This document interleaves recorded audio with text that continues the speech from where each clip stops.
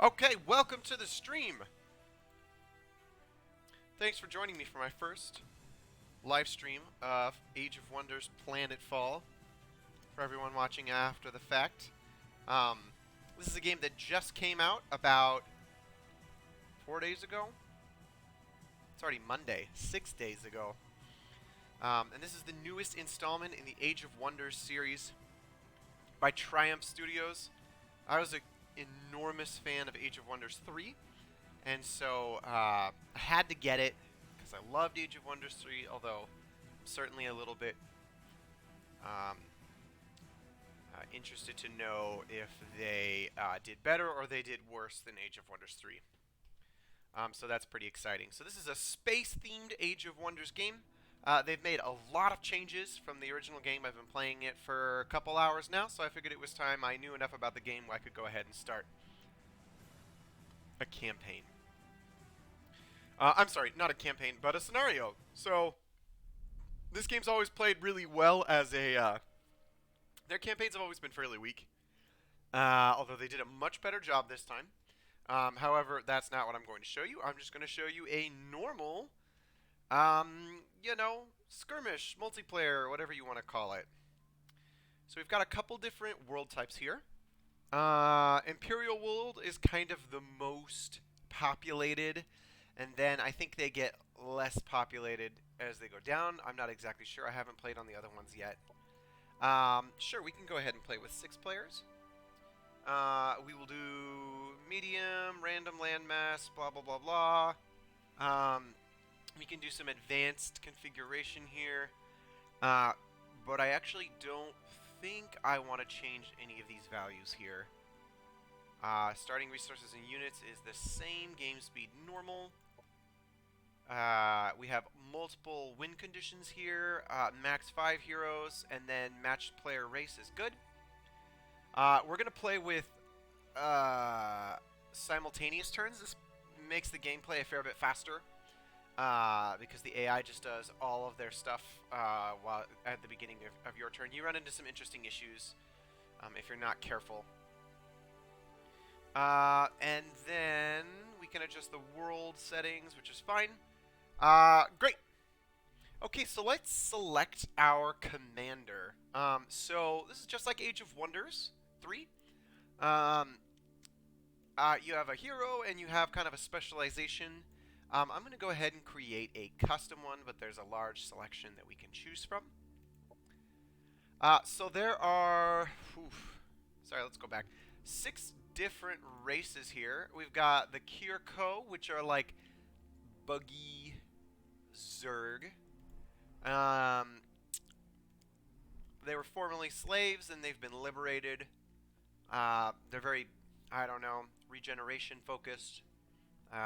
Swarm focused. There's the Syndicate, which are like merchant psionic. I think like kind of like maybe like the Bene Gesserit is a good example of what you might want to compare them to. They're lightning and psionic types. We've got the Amazons, which are bioengineering, biological weapon types, lasers is what they are. We've got Devar, which are space dwarves. They do explosives and firearms. They're probably mountain-themed. We've got the Assembly, which are robot. They're cyborg, part human, part robot. Long-living monstrosities. Lightning and firearms, I guess. Then we got Vanguards, which are your Terrans. Standard Terrans. So we're going to play a Syndicate. Because I haven't seen anybody play a Syndicate. Ruthless trading houses from the frontiers of the Empire. With the Star Union gone, they see a universe of opportunity. They are Arc and Psi weapons. They have some indentured units that ignore morale penalties and excellent stealth. Okay, so you pick your race. And then the second thing you do is you pick your secret technology. They've reduced this from 3 down to 1 from Age of Wonders 3, which is a little disappointing, but they've compensated in other ways, and they've added extra things. So there are I think six, one, two, three, four, five, six different secret technologies, and they're basically like a modifier, not only on your hero, but also on your race as a whole. So Psynumbra is about summoning ethereal beings and like uh, will morale breaking, also just psionic. Promethean is like fire themed, purging themed. They do well in like they can survive in volcanoes and things like that. Synthesis is about hacking. They deploy AI demons. They can hack enemy mechanical units. And they basically integrate everyone with cybernetics. They use arc and kinetic damage channels. Celestian is NPC themed, damage reflection, and basically making your guys very happy.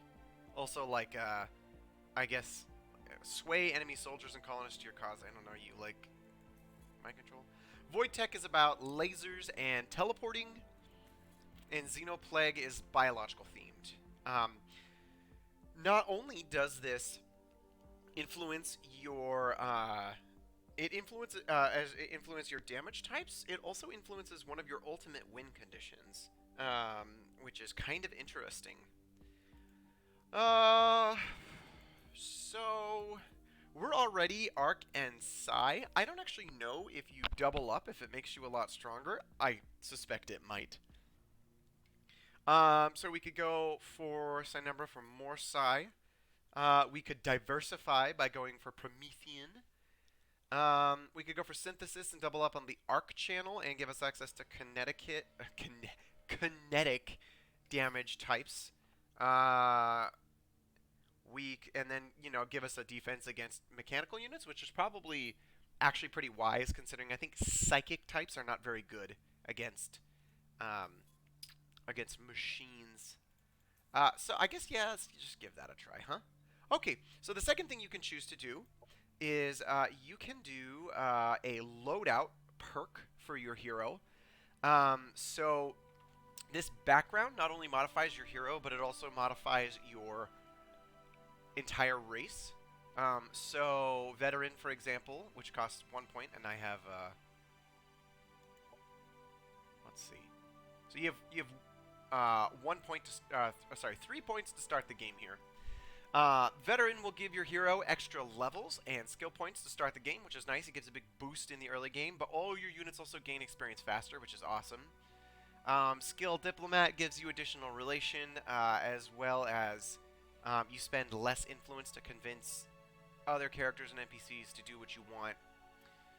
Martial Tradition reduces your weapon research, and then it makes your hero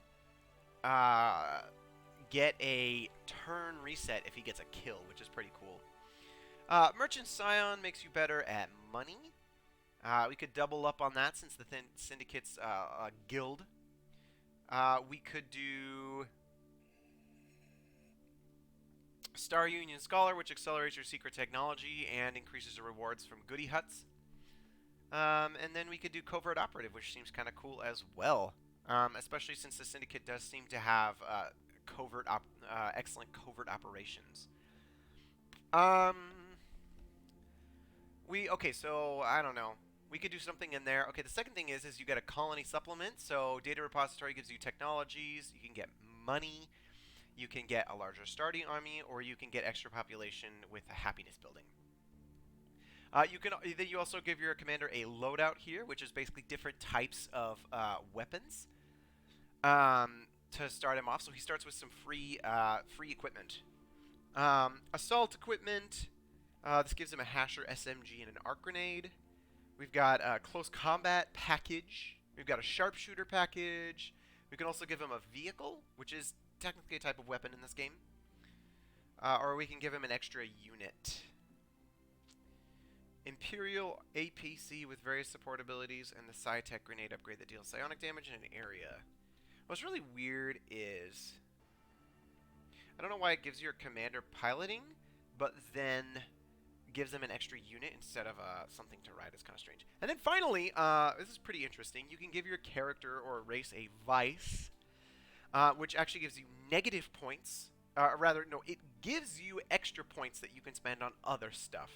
So if I wanted to go for covert operative, and then also maybe a better weapon package, I would have to take a vice. I can do cruel, which makes me a villain. My people, all my colonies have +4 unhappiness, but every time I kill a unit, I gain 200 happiness. Kleptomaniac just steals energy every turn from you. Your hero does. But your hero also starts with an extra modification, which is pretty cool. So this one, I don't know, makes your people happier if they're in armies, but otherwise they're worse. This one makes you worse at research, but gives you +2 resistance to status effects, which is pretty cool. And then this one I think it gives your hero +10 hit points, but you get -10% food. I really hope this gives like all of your people extra hit points, because otherwise that would be terrible. So let's go for cruel, I guess, huh? And that'll allow us to give, we probably do a military detachment. We could also go for colonist cryptopods, which is actually a pretty good idea. It gives us a big boost in population to start the game. Although that really doesn't seem worth it, does it? That totally does not seem worth it. Let's see if we could go for sharpshooter equipment, huh? Alright, so this is cool. So we've got a sharpshooter. He's cruel, and covert operative. We have better chance of landing our global spells. Alright, seems good. Let's just pick a random guy. Can we change their gender? Yes. You gotta be a Bene Gesserit. Let's see here. Oh, I got these really interesting. Can I change their hair to... I don't see... I never mess with these. I don't really know how to do this. Hairstyle. Oh, we gotta change. Okay, here we go. So what do we got? Do we have bald? Gotta go for bald. Yes. Okay, and then you gotta go for a hat. Nope. I see that's non... Here we go, head item. Hey, whoa, Jesus, some weird stuff here. Okay, well you can't see that she's bald, so that kind of ruins that. I don't know. That's kind of Bene Gesserit-y. Alright, we'll just do one of those. That's cool. I like it. Alright, we're gonna call her, Hajar the Houseless. I don't like it. Cutil Fashi. Sigrid Archio. Eliana Enzolo. That sounds very merchant-y, doesn't it? Because it's Italian. Pira the Houseless, Ileana Adir, Ileana... okay, wow. Zendra Stygion. Nama Adir. I don't know, these names are weird. Hajar Sarai. Okay, fine. That's very Arabic. We'll go with that. Alright. Done. Got our person ready to go. Okay, let's go. Jeez, how long did that take? What, like 15 minutes? Okay, we've got everything else set, and we are ready to go. Sorry, I have a...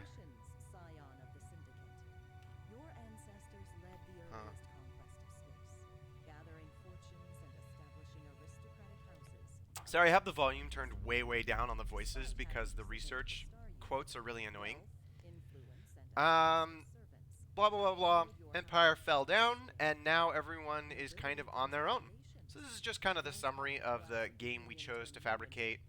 6 players. Here's the setup of the planet, the available objectives, and how we choose to configure our hero.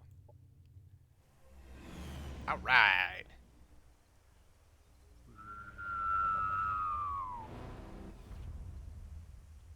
Excellent. Excellent. Welcome to Planetfall. I don't know what this planet's called. It probably doesn't have a name, right? But whatever. Okay, so here are our main objectives. I don't really know how these work.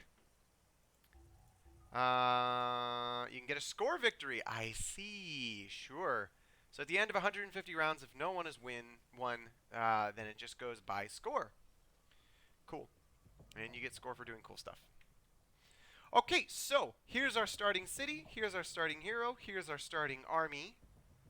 Got a bunch of cool stuff, which we're going to look at in just a second. But I do want to kind of say this is, so the major change that they made from Age of Wonders 3 is that the game is already pre-divided into sectors. And instead of your cities kind of slowly expanding. Wow, I didn't even realize I got to turn off this stream notifier here. I'm a big noob.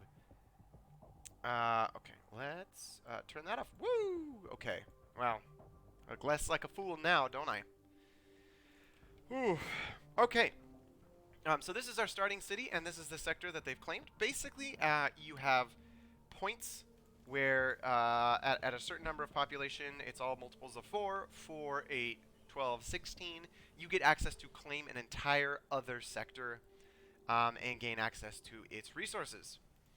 In addition to that, we've got some little goodie huts here. So this is, if you click on this once, you see the army on it. You click on it twice, you can see what it does. Shelter. When collected, the people in this will join your nearest colony as colonists. That sounds fantastic. And then we've also got some sectors here that are like sort of pre-configured. Here's an empty one. And that's great. So, where do we want to go to begin with? I think we should explore west. And in particular, this little green mark is telling us this is a great thing to do first. So we will consider that. Let's head this way first, though, and we'll kill out these guys here. So Age of Wonders, if you haven't seen it before, is a both strategy and tactics 4X game. So 4X stands for expand, explore, expand, exploit, exterminate. So this is civilization style type of game. And it uses a hex-based grid both for tactical and strategic combat. And so we're going to build cities, and we're going to make armies, and we're going to use our armies to go fight and try to take over the whole map and win the game. And when you get in a fight, it becomes a small tactical mini-game that is extremely well thought out. Okay, so let's head. What is this person? A syndicate runner. Okay. I'm going to ignore that guy for a sec. So we've got a overseer who has a heal, it would seem, and he has a melee psionic weapon. Okay. Cerebral override. Target indentured unit suffers 5 psionic damage, but regains all of their action points, gains stagger immunity, and its health cannot be reduced below 1 until the start of their next turn. Wow. Okay, so it makes an indentured unit unstoppable. All indentured units in this army gain 10 critical hit chance. Okay, so we're starting to see a theme. I haven't played the Syndicate yet, but they utilize indentured units. I'm guessing these guys are indentured? Okay, so my baseline warrior with a pulse repeater is... Where's his little tag here? Oh, he's just Syndicate indentured. He doesn't have like an indentured tag here or something? That's interesting. Syndicate. Interesting. I very much expected. Indentured units in the army. He's under the effect of discipline, but there is nothing that discreetly explains that he is an indentured unit, which is quite annoying. But he has psionic resistance, so that's very nice. Okay, so let's go fight this guy. Okay, you're about to engage. Here's your general strength. Here's his general strength. Would you like to do manual or automatic combat? Let's do manual combat. All right. Defender goes first. Here we go. He's going to move. He's going to take cover behind some cover. And we've also got the Transcendent. So this is an army of 3 guys. We've got a Amazon Huntress, a Frenzied Kirko, and a Kirko Transcendent. So I'm going to go over what they do in just a second. This is the tactical view of the game. If you are the attacker, you can retreat here. The game uses a series of action points. They in the previous installment of the game, Age of Wonders 3, they basically utilized a movement point system to define how many actions you had. They've done the inverse in this game, and you have up to 3 action points per unit, and you can spend action points to move.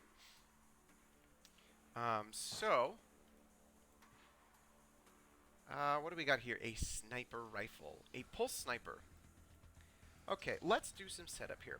So one of the major differences that they've done here between the previous games is they've implemented a cover system similar to other games like XCOM. You might recognize. And in cover, interesting. It halves your chance to be hit. Interesting. I'm going to have to look up the mathematics on that. And there are various types of cover. You can actually see if you mouse over here. There are also items that block line of sight, which is not very clear when you're playing, but a part of the game nonetheless. So let's move our guys up here behind some cover. We'll move this guy behind. What is he, a runner? Oh, that is different than my indentured guy. What does he do? I have to look at, let's see what my unit does here. An arc bola throws an advanced bola to capture and immobilize units.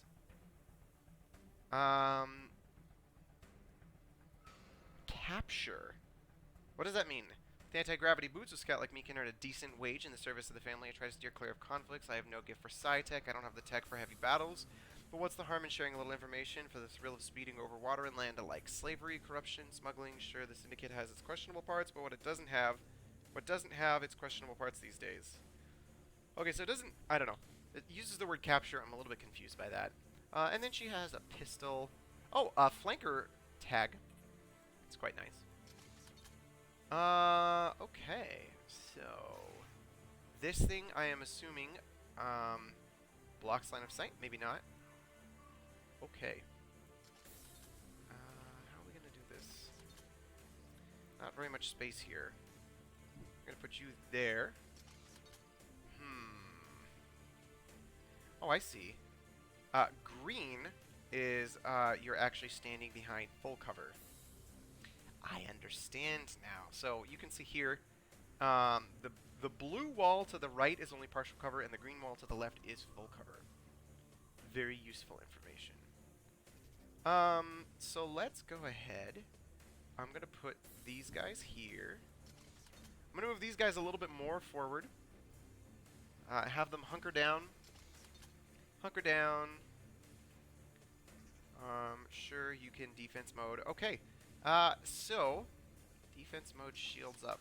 Not every unit has the exact same defensive ability. This unit has an enhanced one that not only gives them defense, which just makes them harder to hit. It also gives her shields, so that the damage she does receive is lessened, which is fantastic. Oh, this unit has Overwatch. Okay, let's turn on the Overwatch since he's running melee units. Part of my Overwatch here is being line of sight blocked. And I'm actually going to have that guy remain hunkered down. And I'm going to put my hero over here, and I have no idea what I'm going to do with this guy. Probably move him. So I know those Kiriko guys are melee. Alright, let's see what they do. So the Amazons run up, they have bows. And they do a flash arrow, which blinds my units. Psy strike, he's doing his ranged attack. And here come the melee guys. And they are going to do their grenade ability. Battle Vomit, which melts armor and does much damage. Okay, I got a good shot there. Let's see. I have an Arc Bola. Mobilize. 8 kinetic strength to apply immobilized.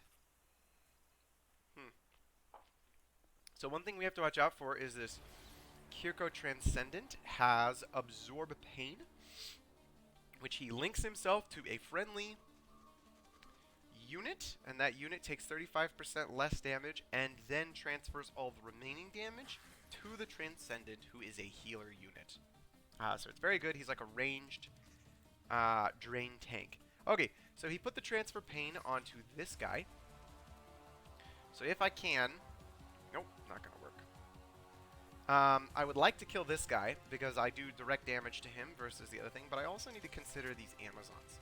So they've inflicted this blinding status on me. Accuracy is reduced by 40%, and it cannot use Overwatch. That is unfortunate. Let's go. What do we see here? No line of sight. Interesting. So she didn't do any damage. She just simply blinded me. Blinded me with science. So I think what I'm going to do is I'm actually going to shoot these guys with my sniper. Cool. And then 12 of the damage went over to here. I also inflicted Stagger, which is the re-implementation of a way to deny your opponent action points. Abilities generally, melee abilities in particular, have the chance to stagger and just deny your opponent an action point on their next turn, which is good. So I'm going to retreat and turn on Overwatch, because that's fantastic. Okay, that guy's going to stay where he is. These guys are all prevented from doing Overwatch for 2 more turns. So let's just back up a little bit. I'm not going to have the benefit of cover anymore, but I am at least going to get at least 1 turn stalling before we kind of get into it. And what is this ability? Arc Power Blast. Fire a powerful short-range blast, high-impact stagger, knockback, and affected by line-of-sight rules. And didn't my my Overseer have some kind of ability? Cerebral Override. Unit regains all their action points, and it only works on indentured units. Okay, so I'm assuming my hero does not meet that criteria. In combat, this unit gains 200 happiness per each unit it kills. Fantastic. Alright, let's back up, and I'm just going to have everyone take a defensive stance. Okay, so he's going to heal himself. He has 1 heal per battle. Defense mode, got it.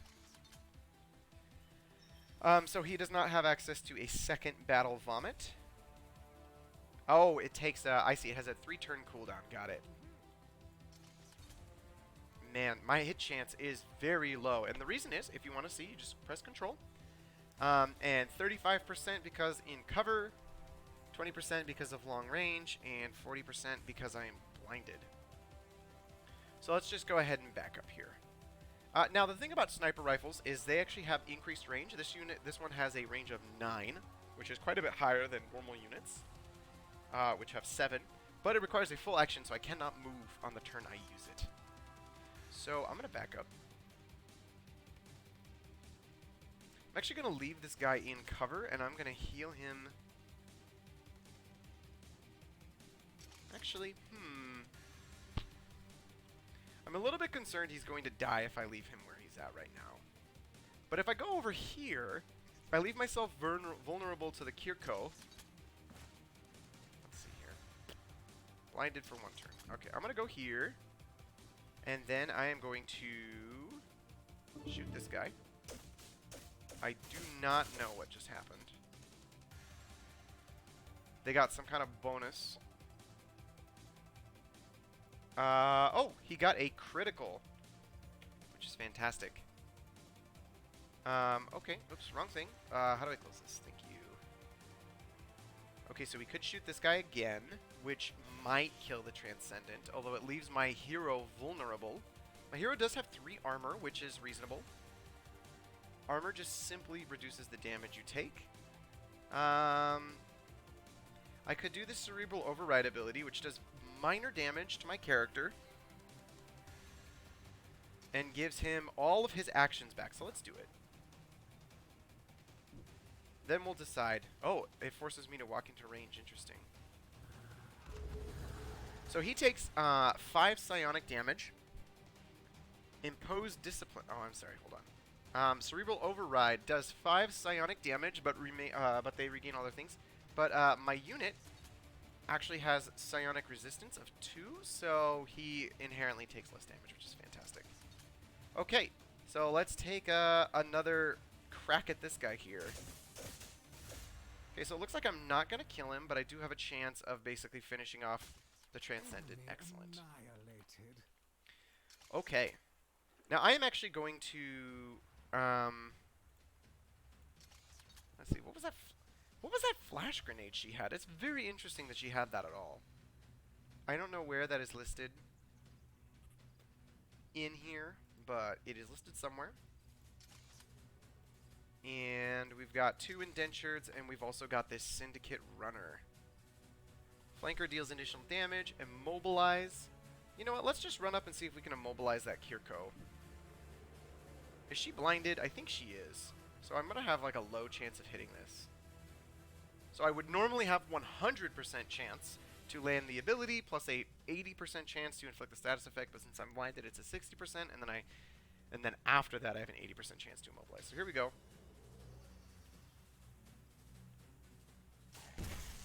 And I did land the immobilize. That is fantastic.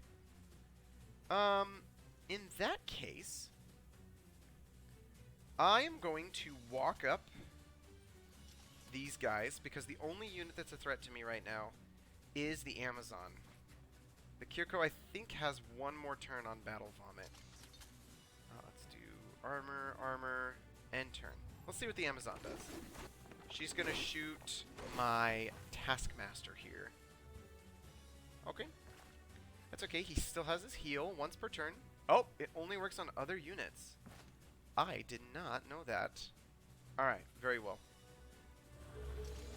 So I'll heal him, and... let's see here. So, turn the camera around a little bit here. Okay, so, the cover system basically adds... I think it's 45%. I'm not exactly sure. Oh, no. The cover halves your chance to hit. Since I have a 90% base chance to hit with this ability, she's in cover, so it's half that. But I do make 3 attacks. This is a triple attack weapon. It's actually however many movement I have left, or how many actions I have left, it's that many shots. However, this is the cover. Since I'm running along this wall, technically that's in cover, I guess. In the case of 50%, whatever. Okay, so we still got 3 shots, because you can move 1 square. Here we go. Alright. I forgot my units are critting because they have a higher percent chance to crit. So I'm going to go over here, which is going to give me... So now you can see I only get 2 times 11 shots because I walked a little further. Alright, got her. Okay, so... that unit is in defense mode. I guess that makes sense. Let's get a little bit closer. And we'll take our... oh, we could also do this thing, which is totally not worth it. It has a knockback. I don't want that. So I think we got 3 hits there. Roll to hit 97, 73, and 94. That's legend. Okay. Let's take a shot at 70%. For 18 damage. The Syndicate rules supreme. Fantastic. We win. And as a reward, we gain a free colonist in our city, which means we are now able to claim a sector. So I am going to move in pursuit of that. I really need another healer. What is this unit right here? The Syndicate Overseer can heal for 20 damage once per turn, once per battle. I cannot apply it to myself. Huh, interesting. I have this runner. I don't really see what they're about. And then the indentured are my normal infantry units. So we've got some buildings we can build here. Basically, you get 1 central building based on one of the 4 basic stats, which are food, energy, which is money, production, which determines how fast you can build things, and also knowledge, which is research. You also have happiness, which is it only affects that city. Let's go for a biofarm, because food is good, because that leads to more colonists. And I'm just going to leave... Actually, I'm pretty sure this runner's function here is to scout. What does this say? Scout. Mobile reconnaissance units. Does it have a special floating? This unit is floating. Enable it to traverse every type of terrain with a move cost of 4, except for mountains, which cost 8. So this is a scout unit. It is very fast and very mobile. So where would I like to begin scouting? I think I'm going to scout up north here.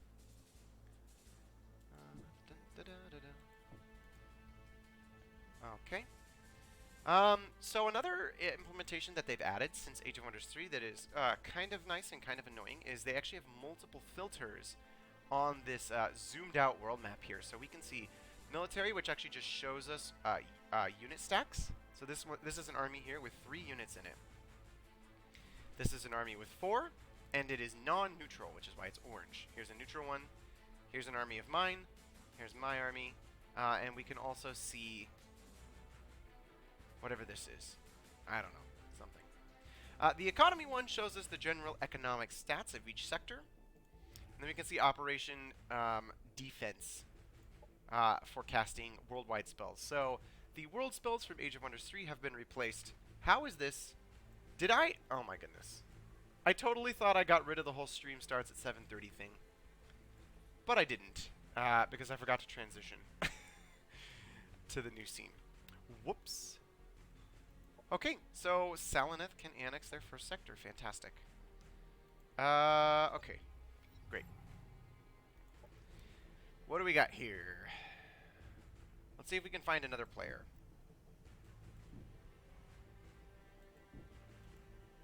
What's this? Something I don't want to see. Okay, so in order to annex a sector, we must claim its center point, which is this little marker right here. It's also got the name, and then it's got this weird little plus looking icon. That's how you see. That's where you go if you want to attack the sector or claim the sector. So we're actually going to move to this one, which is somewhere over here, right there. And there are also some defensive units: a Transcendent, a Frenzied, and also an Assembly Scavenger. Okay. So let's move our units on top of here, and we will annex this for our place. So it'll take 1 turn, and then we'll get access to it. And then in the meantime, we're just going to hang out here. Okay, so turn 2 unlocks research. So they have 2 research trees, kind of like in Civilization 6. We've split it between military and society. Kind of strange, and I don't really understand exactly where they're going with this right now. But we've got basically these types of categories here of these. And this is a pretty interesting example here. So these are the military techs for my race. And since I am Syndicate, I have access to this channel right here of all these researches, which you will always get if you're playing Syndicate. And since they have the Psionics and Arc weapon channels, those are going to appear here. And those will always appear, like, so if you're playing as a different race that has Psionic, I think the Kirko have Psionic, they will also have these exact technologies as part of their tree as well. And then finally, the secret tech that you chose is going to appear here in the bottom. And so all of these are related to the secret tech I chose. This is a little different from Age of Wonders 3, which utilized a random research card system, which I rather enjoyed, so I'm kind of sad they removed it, but whatever. So here are the 3 starting technologies we can research. Oh, actually 4 here. So let's see what we got. Exploit weakness. That gives us access to a modification, which I'll talk about shortly. The unit gains 20% accuracy and gains flanker. Pretty good. 20% or 10% increased damage on abilities. Diversion protector. All units in a... This is an operation. It's like a spell. All units in a 1 hex radius have 12 strength chance to become blinded.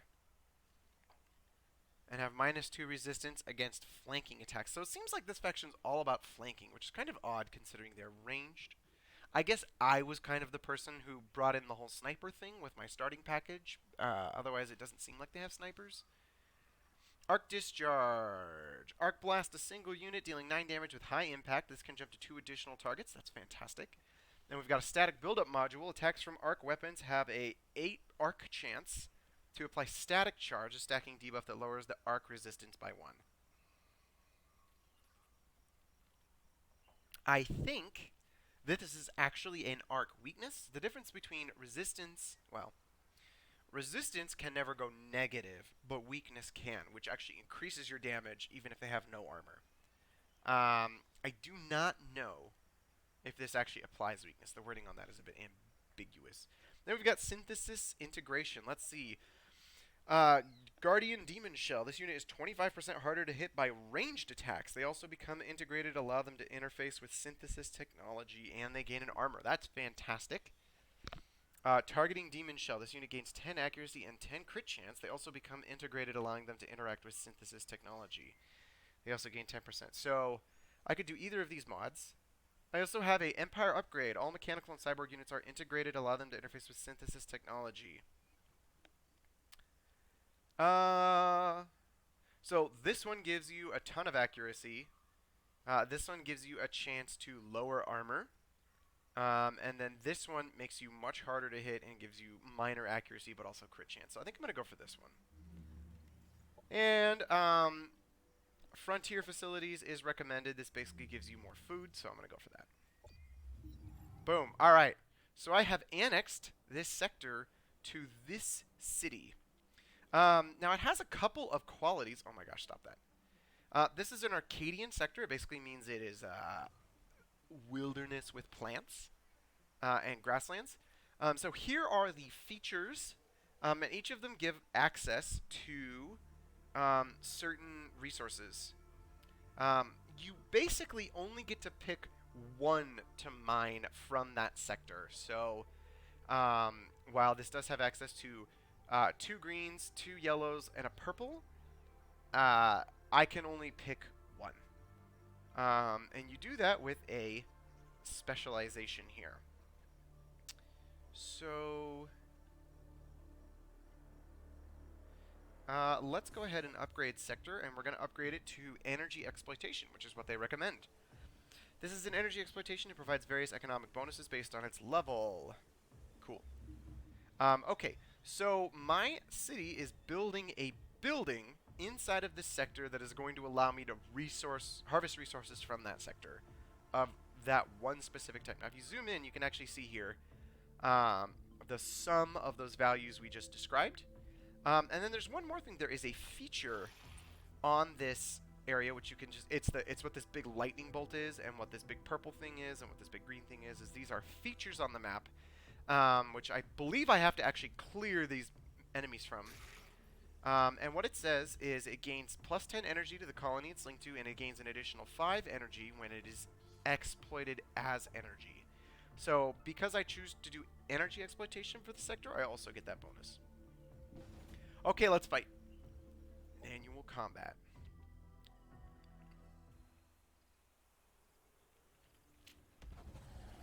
Okay. So the Transcendent put Absorb Pain on the Frenzied.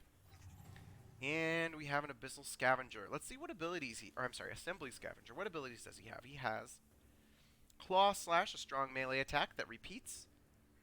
And Shotgun, which is a single action. So a repeating action does more damage the more actions you have remaining. If you have 3 actions remaining, you get to spend all 3 of them using the ability, which is great. But they also scale, so if you only got 1, you can use it. Single action active abilities like this one, they just require you to have 1 action, and then when you take that action, you don't have any more. So it's really good to use after you've moved a lot. It looks like they're going to approach through this little ramp right here. So I'm going to go ahead and take positions. Let's see. This thing is going to block line of sight, and only Demolisher abilities can destroy it. So this game does implement destructible cover, which is fantastic. Because cover is a really big part of this game. What am I doing? I don't know what I'm doing. I'm going to use this runner, and I'm going to put her over here. Maybe I'll try to flank. I don't know. She's kind of weak, but she does get a bonus for flanking, which is fantastic. And I'm just going to actually just move all my guys over here. Let's see. This is also blocking full line of sight. So unfortunately, I don't think I'm going to get the ability to set up and do a an Overwatch attack. Maybe this guy can Overwatch. Let's see. Not really. So let's go over here. I still feel like this is a good position. And then I guess I'll have my hero line up over here. Seems like a good spot. I don't want him to move because he has a sniper rifle. So another change that they implemented is we can see as the units move, the color of the square they move to is kind of a rough indicator of how many actions they have. So if I move, so I currently have 3 actions remaining, and if I move into this blue area, I will have 2 actions remaining. If I move into the purple area, I'll have 1 action remaining, and if I move into the red area, I won't have any actions remaining. This is a notable change from Age of Wonders 3, which I think is very interesting. It used to be that you could move your full movement distance and then hunker down for a defense bonus, and now they've given you the option to move a little bit further, but you won't have an action to take defense mode. You'll just have to, it'll actually change your action here, which we can see. These guys are the same unit here, but this one has a single action, this one has no action, and he just has skip. He doesn't get a defense mode. Same thing with my hero. This guy, who are we looking at here? And I'm going to go ahead and put this guy way back here, because I'm not really going to use him for fighting, I'm just going to use him for healing. Alright, where do they go? Interesting. So he's just going to sit there and do nothing. Do I have a shot? 25% impact stagger. So he's in cover. Oh, I get an accuracy bonus for being on high ground. That's wonderful. And he's in defense mode and high cover.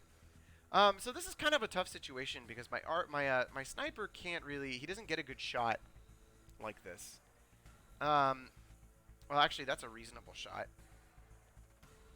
But it seems like the Syndicate does not actually have a good way to destroy cover, which is very interesting. Let's so I'm just gonna go in here and I'm just gonna put my guys on Overwatch. Actually, before I do that, I am going to use my sniper rifle on this guy. Okay, so this is an interesting mechanic that they implemented. If you miss, so I had a 60% chance to miss. Actually, technically, it's 35, but I'll detail that later.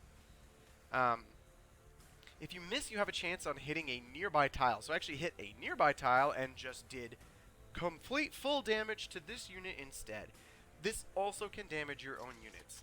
Very odd. Okay.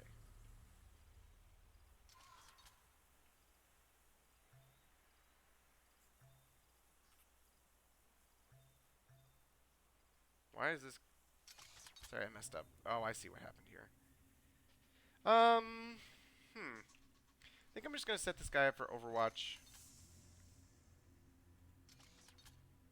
I'm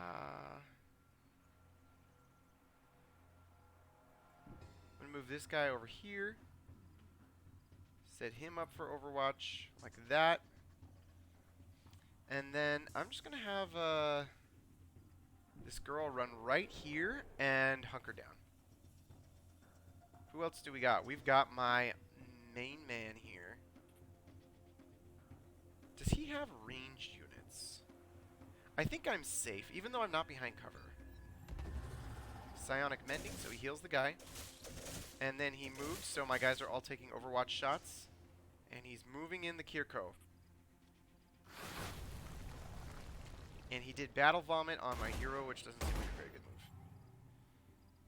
move. The assembly move up and shotgun me, which is very interesting.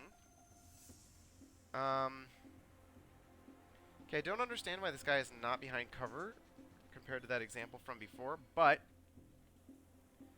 it's fine, I guess. Okay, so who's got a shot? Let's see. 89% chance and stagger, but he's got absorb pain. Or I can take the super long, less likely shot to the Kirko, which is where the damage is going to go anyways, since he has absorb pain, but it is less likely to hit. However, he doesn't get that 35% damage absorption for free, which is a big deal. Oh, I could also take some shots here. Oh, this is great with my little pistol here. Does this shotgun have a cooldown? It would seem no, it does not. I do need to try to kill off this assembly scavenger if possible. It seems like since he's behind cover, it's bad. I really need to kill this big dude here. So I think I'm going to do something similar to what I did last time. Okay, so let's take a big shot on this guy. How much health does he have? He has 24. So if I hit with this, it does 22 minus 35%. All melee units, they've slightly changed the way that counterattacking works. It doesn't really work the exact same way since this game is mostly range now. However, melee is still relevant. So he gets a free Overwatch attack for virtue of being melee, which is good, unless I do this ability. And then I have a chance to actually knock him back. 95% chance. And if I miss or graze, he lands an Overwatch attack. Okay, what is the chance of knockback here? High impact stagger, reducing action points and canceling defensive modes. Knockback, 12% chance to knockback, or 12 kinetic chance. I don't really know exactly how. Let's try it. Boom! Alright. So since I got a knockback, I actually blocked him from, oops, that's kind of bad though. I blocked him from getting his counterattack, which is excellent. So cancel his defensive mode. I wonder if I walk into melee here. He does not get to Overwatch. So let's take our shots on this guy. 1, 2, up. It looks like the Transcendent survived with 2 hit points. So I'm going to go ahead and miss, raise. So the hit chance in this game is not exactly what it seems, because there is always a 25% chance to graze, which is a half damage attack, in addition to your hit chance. So if I have a 75% chance to hit, every attack will do damage. It's just that there's a 25% chance it'll only be for half damage. So I had reasonable odds of actually doing the 2 damage I needed to finish him off. Okay, and unfortunately, when I knocked this guy back, I actually knocked him into cover, so he basically, he originally had a 25% chance to avoid damage because he was in defense mode. When I knocked him back, it took him out of defense mode, but it put him into cover, which just compensated for the same thing, which is unfortunate. Okay, so where does that leave us? We have 3 units remaining.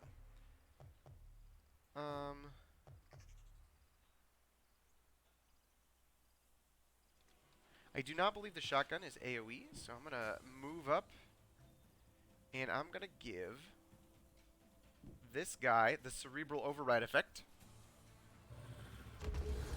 Sweet. And it turns on my attacks again, so here we go. What is my crit chance? 0. It's something 10%. Okay, so I got 2 hits and a graze. I am going to... I don't have a snapshot with my sniper rifle, which is interesting. Hey, it looks like the Bola ignores line of sight. That's interesting. I'm going to take my shot here, and we'll see how well it goes. Full damage. Excellent. And I'm going to move this guy back here. So minus 18% because there's a unit blocking me. but still reasonable, and 72% per shot for 3 shots for 7 damage. I am very likely to kill him. Enemy destroyed. Excellent. And are there any more units? That's all my units. End turn. These guys are going to walk up. Oh, they're going to get a claw. And they're going to get another claw. And it was a flanking attack. So they changed the way flanking worked a little bit from Age of Wonders 3. A flanked unit actually takes flanking bonus from all attacks. And they only turn to face their opponent after multiple hits from a repeating attack, which is a big deal. And flanking bonus is pretty good, 20%. And I am going to try to use flanking bonuses against this guy. So look, it's really weird that he moved into that position that he moved into, because he wasted actions that he could have used to actually kill this guy. And then he also put himself into range of my sniper. Bam, flanking, then he turns around, which is excellent. Now we've got my syndicate runner here who can take a couple shots. Oops, I should not have done this. Okay, thank goodness. He survived with 1 hit point. So, oops, I'm going to take my main dudes here. And I'm going to cast, heal. I need to go down here. He's going to walk all the way around. Heal that guy. And we'll walk up and take a shot at this guy. They've reworked the way that the unit experience system works.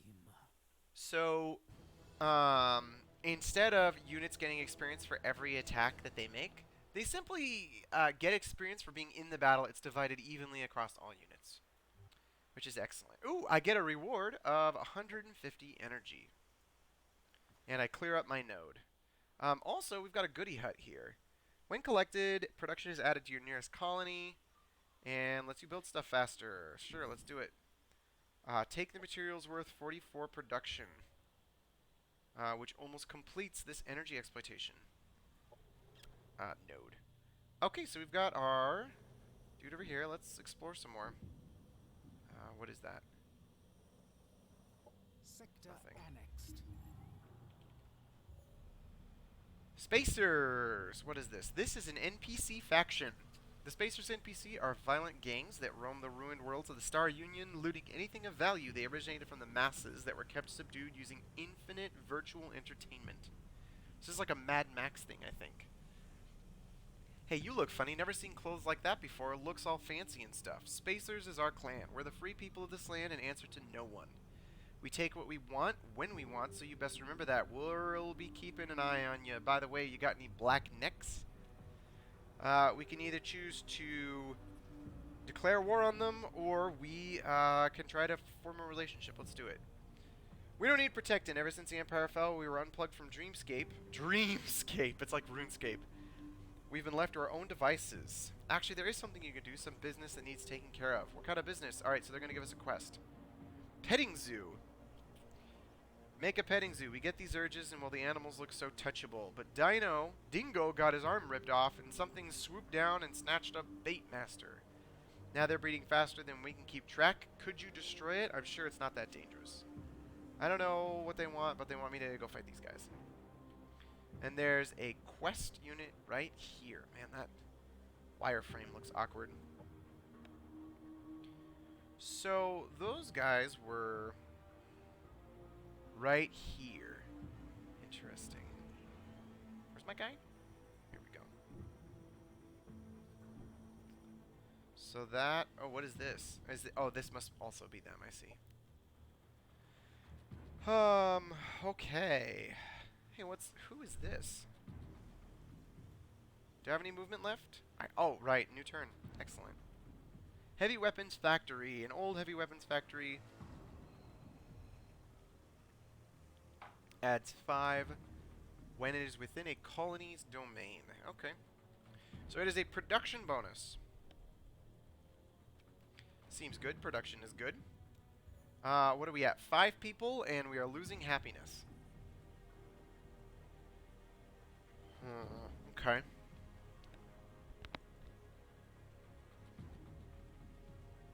We can build enforcers, or we can build overseers. I think I'm going to go for this one. Okay, so we finished whatever we were building. We get access. Right now we only have access to 2 different types of buildings. We have this one, which unlocks the Syndicate Enforcer.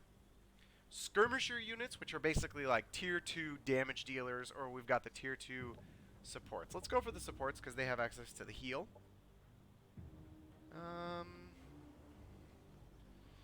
And let's go work on this quest, I guess. I could also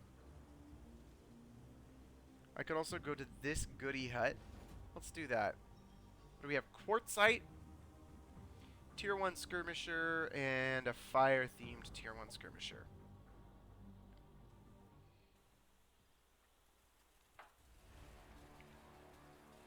Okay, don't be tricked into thinking that this is a wall here. It's not. The shadows help a fair bit there. It's actually an arch. So, let's see. This is partial cover. Okay, so this is just a fantastic wall to hide behind, which I will do. Turn on oversight. Oops, you do not have oversight. This provides full cover, which isn't exactly what I want. These guys are just out of range. If I move up 1 square, I can still use my pulse sniper.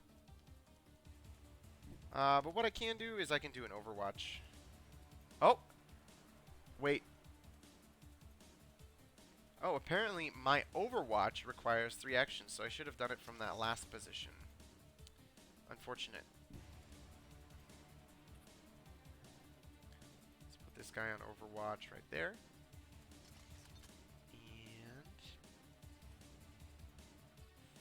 And I would put this guy over here. He doesn't get Overwatch, but I'm running out of Overwatch. I'm running out of good cover spots. And I actually should have moved him here, so I kind of messed that up. Because this guy doesn't have Overwatch, because he doesn't have an assault rifle. He's just got a pistol. Let's just hunker down, I guess, and we'll hang back with this guy. Enter. I got my Overwatch. And this guy's going to do long-ranged chain discharge attacks. So these guys have a ability that does a bounce, which is very good. But it also does less damage, so that's less good. Sure, we'll shoot this guy with these dudes. Notice how my gun does not bounce. They also have extremely long range. Range 7. I guess I also have range 7. Really 1, 2, 3, 4, 5, 6, 7. So if I go here... Oh, looks like he destroyed that arch a little bit. That's interesting. Destructible cover. Okay, so I still get my shots. Cool. Wow, good rolls. Jeez. Land a hit on every single... Oh, this guy does not get... This runner does not get access to a long-range shot because her pistol only has a range of 5. These guys are running low on health, so I need to be cautious with them. But this guy has a really nice long-range shot. Oh, okay. So 80% chance to hit. I landed... the roll I landed was 24. Okay, it was a 4. So I didn't miss. I have 0 chance to miss. At an 80% chance to hit. Really weird the way they chose to describe that. But I did have a 20% chance to graze, which I did. So bad roll. Let's go ahead and heal this guy. And then I'm going to go behind this partial cover here. And I'm going to shoot this guy. Grazing shot, full damage.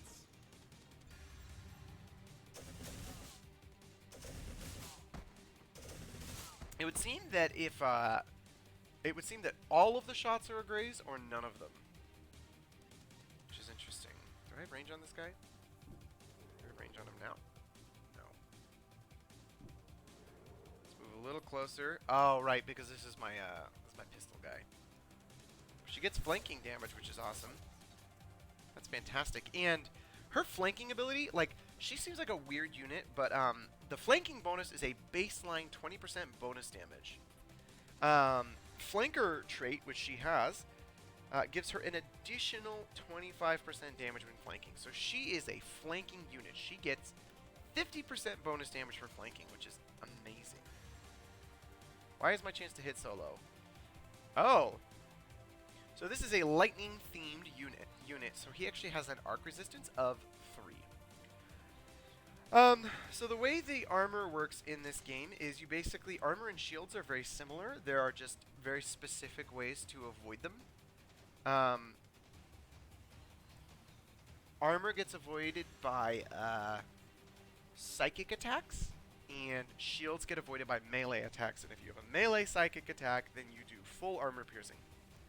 And then the armor just simply reduces the damage by 10% per armor point in a non-linear fashion or a geometric fashion. So it's actually, it goes down to 97%, then it goes down to like 81, then to like 73.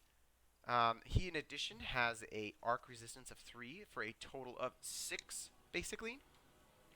So I think that calculates close to 62% damage or something like that.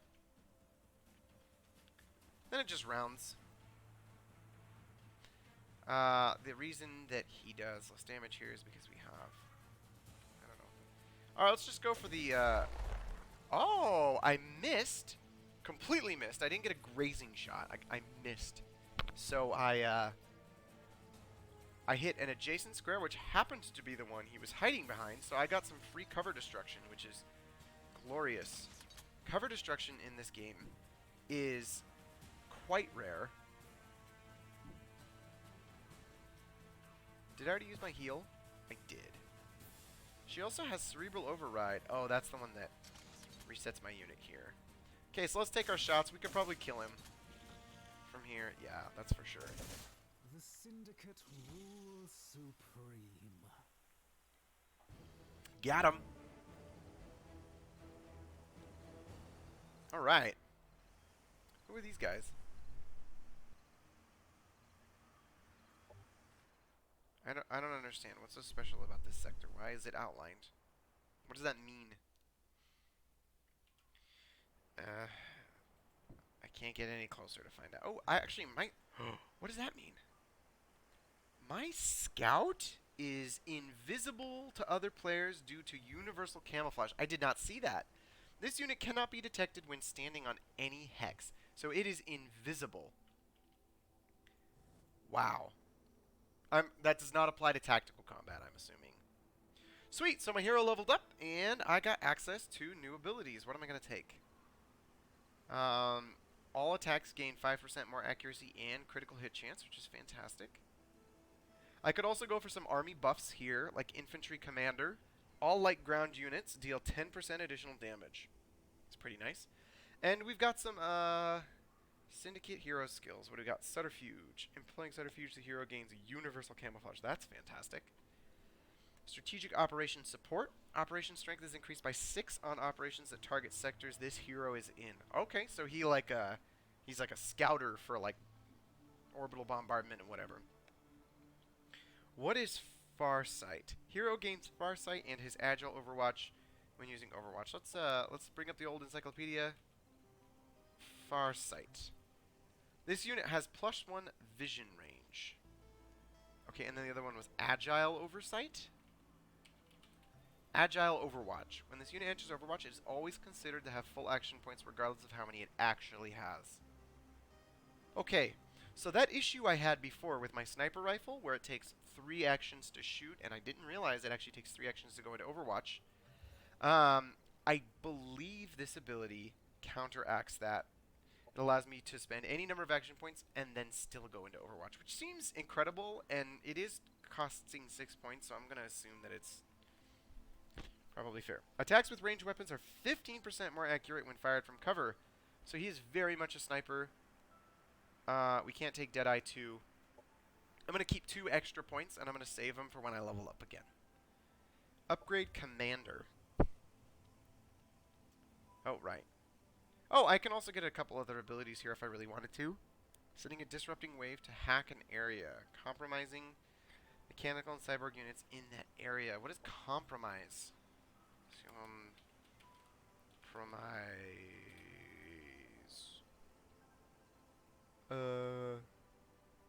Compromised. If a unit is compromised, they lose 1 level of stagger resistance, and their arc resistance is reduced by 3. Okay, so they are just weaker to electricity, basically. Okay. I see.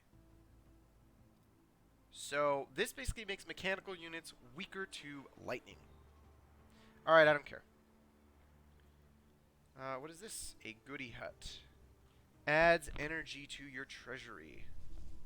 What are these guys? Some syndicate dudes.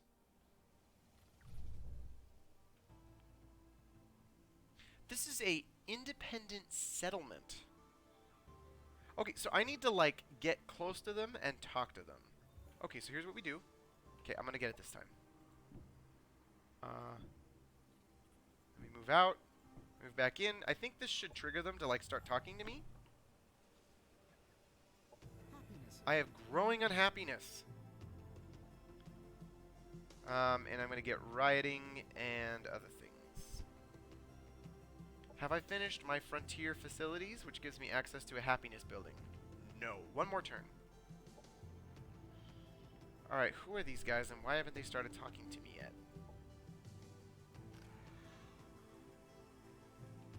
I do not know. But I'm probably going to grab... what does this do? Okay, this building provides 20% increased damage to visiting units for the next combat.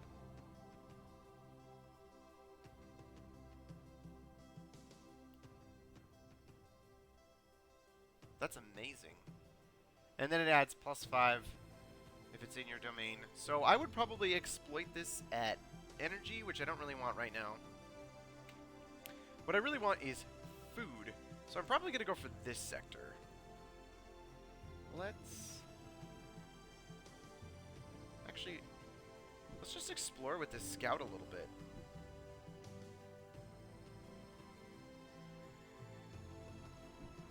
Those guys up there. She can catch up. She's hyper mobile.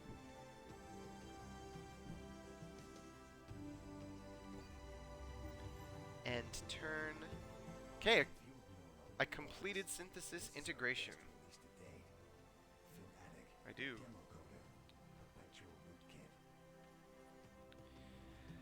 Okay, so this unlocks our first set of mods. This is a pretty major overhaul to the Age of Wonders 3 system. This not only replaces items, or the non-major items, which would be weapons, for your heroes, but they can be applied to your normal units. It's a really big deal. So what do we got? Empire upgrade. All mechanical and cyborg units are integrated. Okay. So we gain access to the targeting demon shell and the guardian demon shell. So probably go for the guardian demon shell. I mean, obviously the targeting demon shell is great, but whatever. Okay, I'm going to deal with that in just a few. Okay, so what do we got? Synthesis, demon deployment. This is 2 new technologies. What do we got here? Mechanical and cyborg in target enemy army take 20% of their current health and damage. Units damaged this way are compromised. This is a strategic operation, so I get to cast this on armies on the world map, not in tactical combat.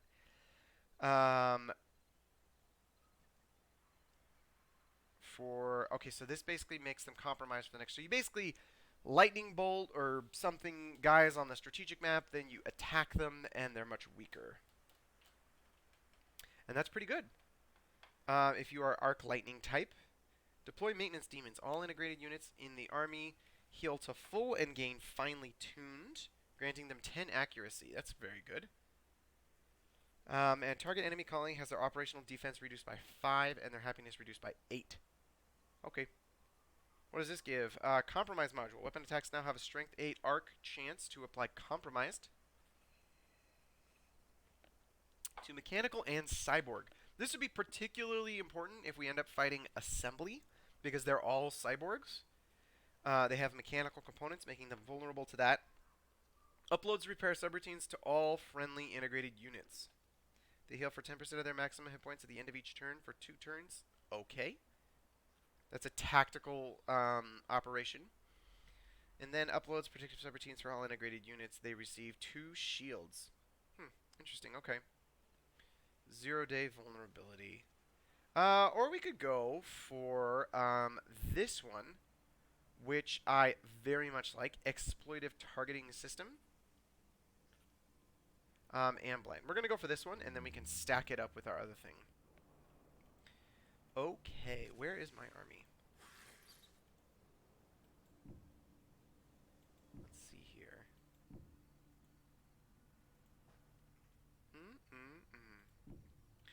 Okay, so let's go ahead and apply some of these mods to our units. So you can see here our unit for our indentured unit has 3 mod slots. So let's go ahead and throw on this Guardian Demon Shell. This unit is 25% harder to hit with ranged attacks. Fantastic. And they gain an armor.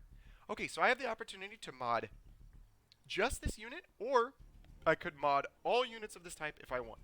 So, saves me some trouble. You'll notice it costs me money, energy. It also costs me this extra resource called Cosmite, which is effectively like the super resource in this game. It is used basically to apply mods to your units, and it's a way to kind of up tier your units.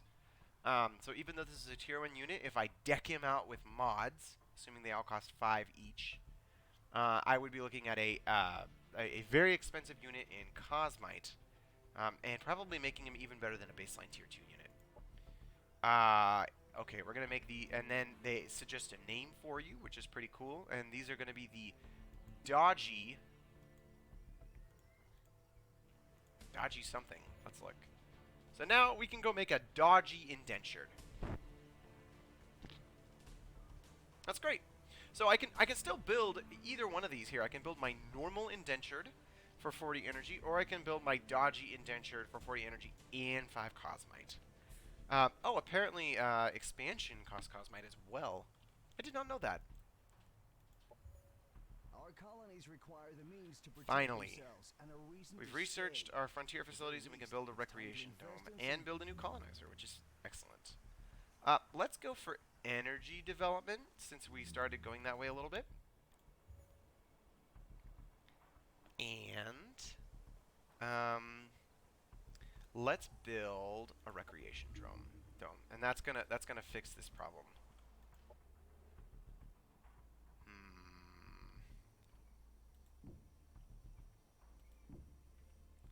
I'm just looking for other players here, basically. I don't think there's going to be any players this direction, although that does give us a good indication we can expand this direction. I don't know if that's exactly what I want to do at this point. Okay, so I don't know what this thing is called, but it basically gives you a quest that everyone is pursuing, and if you are the first person to do it, you get access to this unique reward, which is a random hero item. So those are visible here under the victory conditions. So we have these 3 basically, I don't know what they're called, sort of quest trees. And they basically give you certain things. Do 2 quests for an NPC and achieve peace. We've got declare war on an NPC, kill 2 armies belonging to them. And we've got found a second colony, exploit a colony, whatever. And these all give you special things. I see. So I think they become visible when you start gaining access to them. So if I mod 5 separate units and use 5 tactical operations in combat, I will get access to a random hero item if I do it first. If I do it at all, I'll still get Technologist, which gives you 2 tactical operation points. Ah. And that is a doctrine. So it is a spell I cast that is like permanent. Got it. So those guys want me to go to that petting zoo thing, which will put me toward.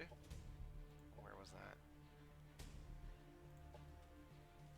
Do 2 quests for an NPC faction, which will give me influence. I'll think about it. I did want to build. Okay, so I want to build a new colony. Where am I going to build it? I'm going to build it right here because I want this Cosmite. Because Cosmite, as we just discussed, is amazing. So I'm going to do that. Okay.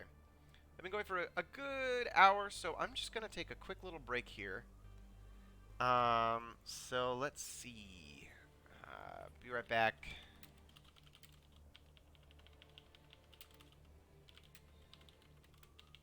9:30 PST.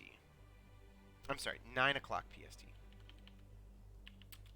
And I'm just going to go get a little bit of water, use the bathroom, and I will be right back. Transition. Okay, and I'm gonna mute the microphone.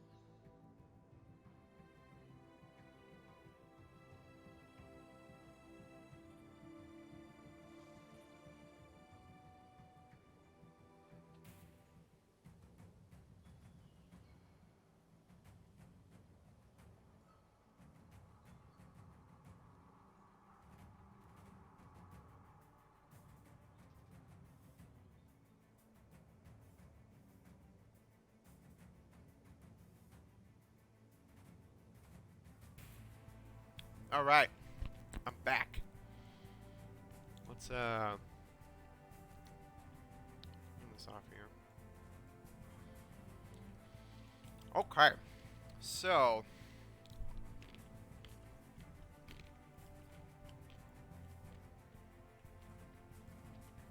Got a mega jar of Planters peanuts here. So our major priority is to determine where we're going to spend. We already did that. And when we get our 8 people, as soon as we finish our recreation dome, we're going to go here, which gives extra food. Okay. Wasn't there a thing that gives our people, like, extra damage? Ah, well. Alright, end turn. Let's do it. So this girl... Let's see here. How do we get access to this? We still have a number of turns before we're able to annex that new sector. 1 new colonist. So here's how the growth works. 33 food. 12 to upkeep, apparently. It's auto-managing our citizens for us. They've implemented a citizen management system. It's about to go down when we build our happiness building, because it's going to try to keep the city as happy as possible.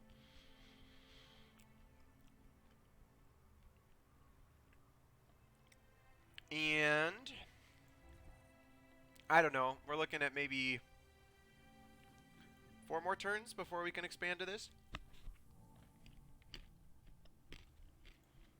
And it's actually going to cost us a colonist to build this colonizer. So our goal then is to clear out this zone up here. So let's head that direction. We'll send this girl up here. What a useful scout. What is this now? Imperial War Monument. A monument honoring ancient heroes of the Star Union. Visiting units get 20% bonus accuracy. And it adds +2 happiness? I guess? I don't really know.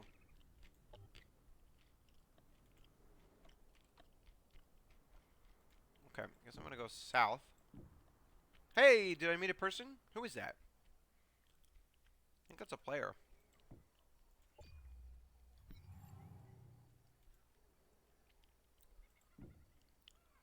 Who is this? You're about to trespass. Cancel.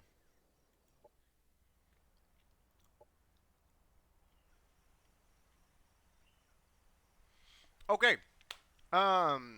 Unknown player completed the task as pioneer on round 8. So, different player completed this quest since he was the first one. He got the pioneer reward of that. Okay. So it seems like completing these quests gives you access to particular doctrines, which are like a global spell, that you can implement, which is fantastic.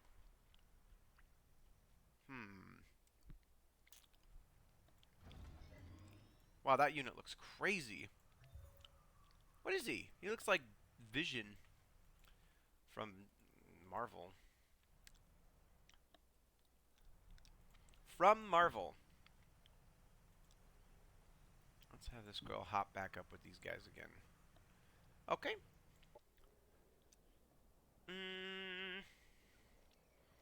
You're done. You got nothing left. So we seem to found a player, but it won't introduce me to him. It's particularly odd. Ah, we should have gone and done this petting zoo. Looks like this guy's getting ready to attack us. Which is kind of annoying.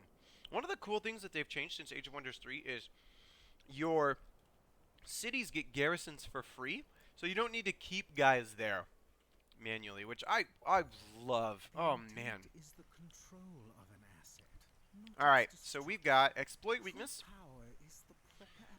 which gives us a mod, Exploitative Targeting System. Amazing, by the way. 20% accuracy? That's bonkers. And then a diversion projector, which blinds guys. Alright. It's so interesting how the Syndicate is based on, like, flanking. That could be really good.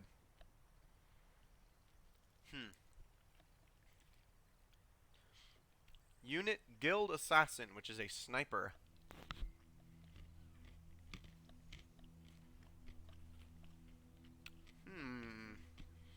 Or I could go for this kinetic round.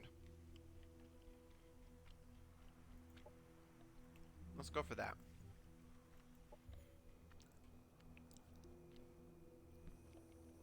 Alright. Spacers want me... Oh, there's like a guy being projected from the thing. He wants me to do a quest. I don't really know what it is. There it is. Okay. Oh, that's nice. That gives me something to do. Whoa, hello. We got some barbarians running around here. Mechanical. Berserk chemicals.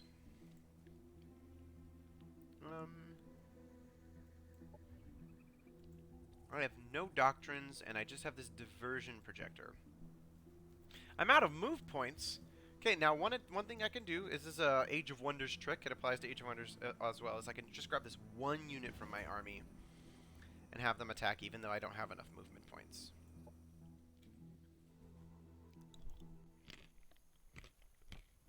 Because the movement points of the army is actually the slowest unit in the army.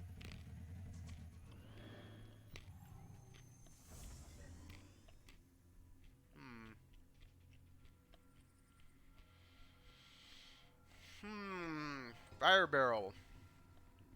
Makeshift laser turret. Does bonus damage against flying units. This guy's got what?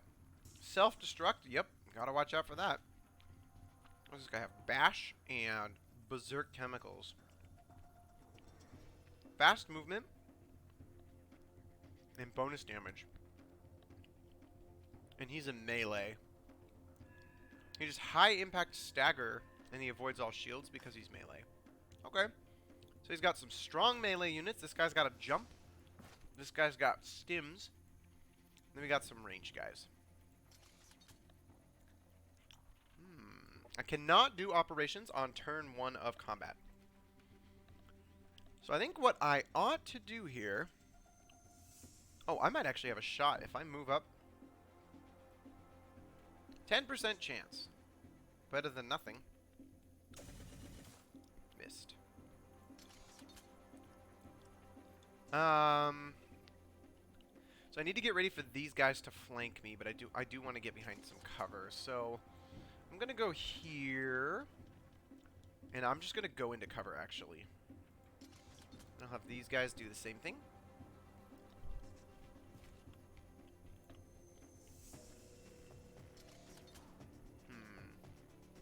And this one's actually got full cover. So I'll have that guy go there. So, this Syndicate Runner is a really interesting unit because she's certainly weaker than these guys. She has less health. She has less armor. However, she has this... so she's weak.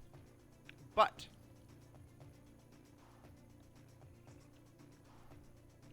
Wow, okay. I probably should have just read her stats if I wanted to see exactly what she did. Her defense mode is actually stronger than a standard unit's defense mode. She not only becomes 25% harder to hit, but she also gains 2 shields, which is like just 2 more damage avoidance. She does bonus damage for flanking, so she gets rewarded for moving around behind a unit. I didn't realize she has this escape module.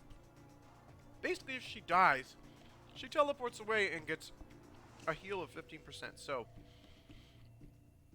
you can play super aggressively with her.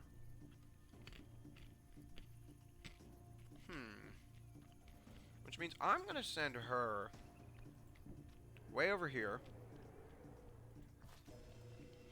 Now, the thing is, shields get bypassed by melee. So, that's a thing. Gonna have my buddy here. Actually, I'm gonna move him all the way over here. I'm gonna change his facing. And then I'm gonna hunker down.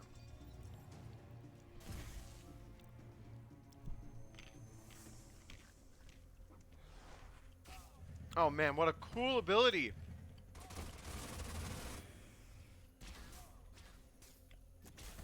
Oh man, why did that guy have such low accuracy? Operations ready. Wow, okay, that was really weird that he walked all the way up there and then went into defense mode. So, this, air leap ability. No, wait. Okay, combat jump. Knocks the target back. This is amazing because it put my guy out of the cover he was sitting in. And now he's super vulnerable, which is awesome. Why are these guys so... Why is my guy so weak? This guy doesn't even have that much armor. What does his attack hit for? 9 damage. Oh.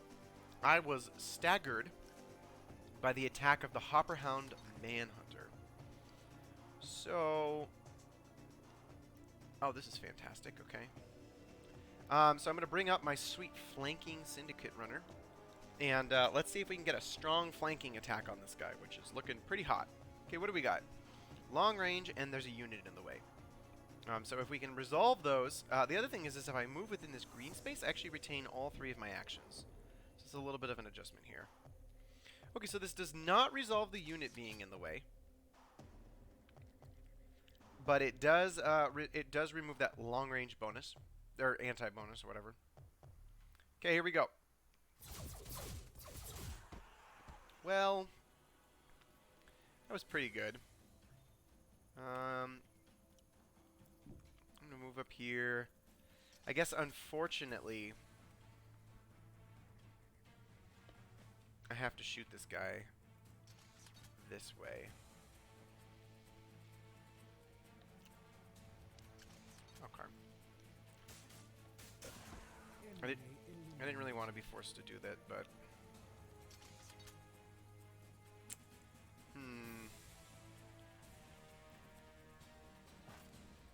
Alright.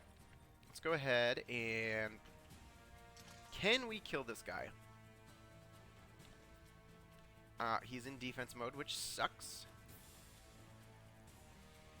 But we could certainly turn that off with this Arc Power Blast. What's the chance of knockback? 12 kinetic. I don't exactly know how that works.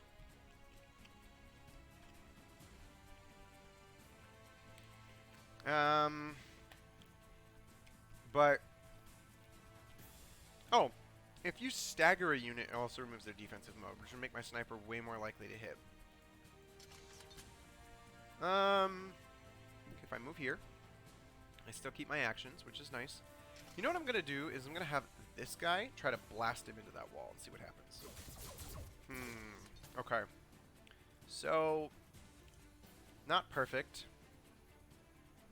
Although now I am very likely to hit him. And it staggers. That's glorious.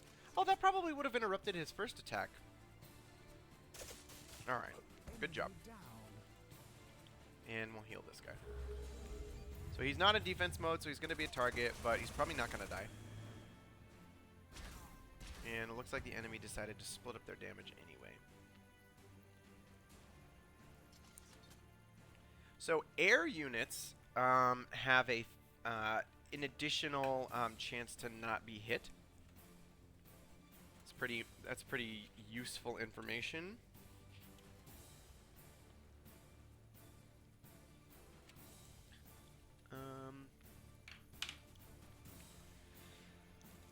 So I'm probably just going to throw myself behind cover. Call it a day. In cover, long range. I mean, I certainly win this exchange as it currently sits. I could also flank him and get a good shot that way. This is actually probably better. Okay, so since I only have one action point left, I could do my repeating blaster, which hits for 9 damage per hit. But I could also use my outpower blast, and this is actually pretty advantageous at this point because it does more damage. It just only costs a single action and uses all your remaining actions. So, in this case, that's actually fine. I got the flanking bonus, and it did not force him to turn around. When this unit dies, it leaves behind a Spacer Effigy that has the ability to boost allied damage. Interesting. Unstable construction. The unit is poorly constructed and will explode. Oh, well, that's pretty bad. I should have accounted for that before I ran in there like that. Maybe not the best move. Still got my sniper. What do we have? 55% chance to hit. Let's take some shots at this guy. A hit, another hit, and another hit. Wow. That is some overpowered stuff right there. Man, I landed 4 50% coin flips in a row. Well, I guess if I can finish this guy off, you know, whatever. I don't really know. Does he have a repeating attack? No.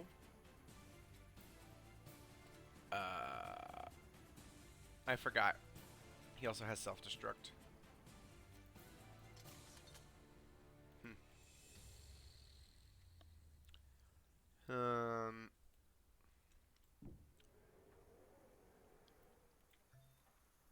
Hey, we can hit him with Ebola. Does it immobilize? Immobilize resisted. Okay. Well, I guess we're just shooting him then. Miss. Graze. Full damage.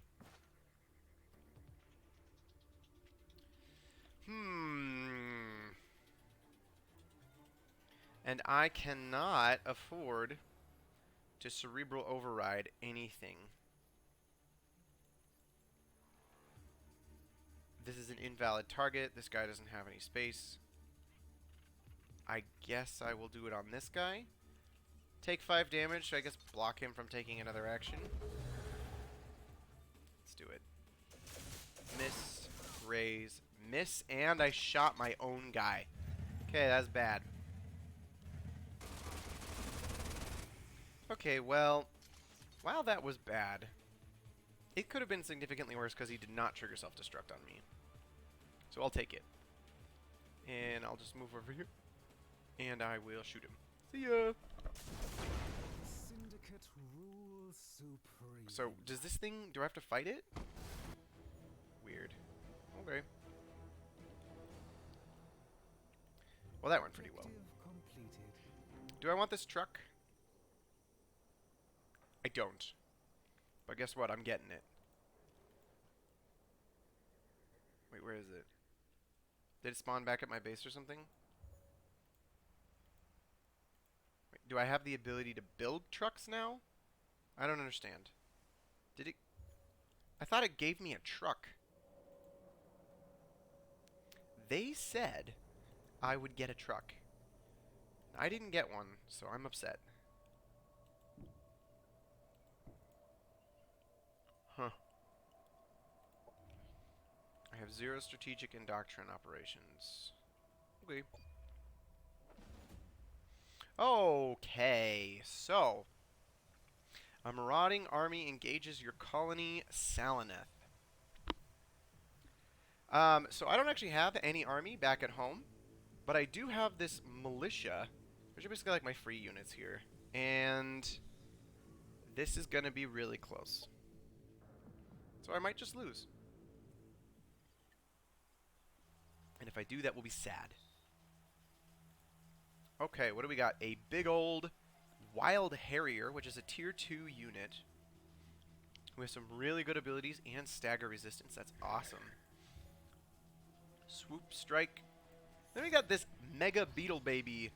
It's got biochemical resistance and Beetle Spit, which is an AoE. And affected by line of sight. So I guess we have the oversight advantage here. They might not choose to enter the range. And then these guys don't have access to oversight, so... I should split up if possible. I know it's a little risky because I run the risk of certain units isolating a guy, but I don't want to get hit by the AoE of this beetle. And I'm actually probably most afraid of this wild harrier. Defense mode, very long range, and flaying. For a very low hit chance.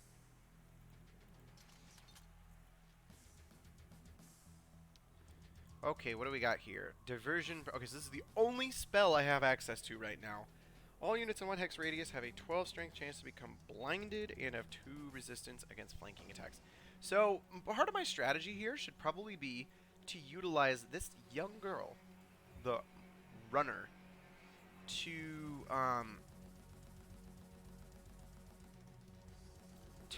get in close and try to flank this harrier. But I don't know if I'm going to be able to.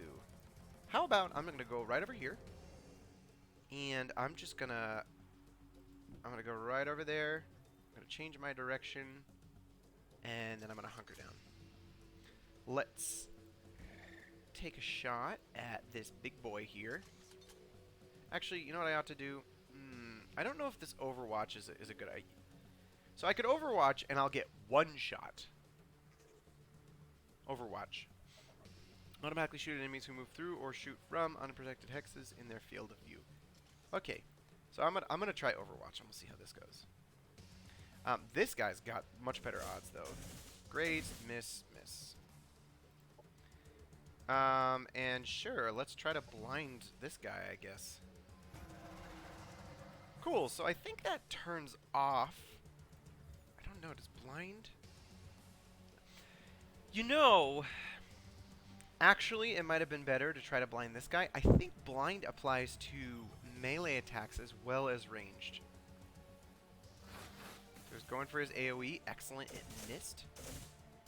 Okay, so we also learned that Overwatch actually triggers on multi-shot attacks. So I had 3 actions available for Pulse Repeater, and I used all 3 of them Overwatch shooting. It wasn't particularly better than my normal attack, but better than nothing.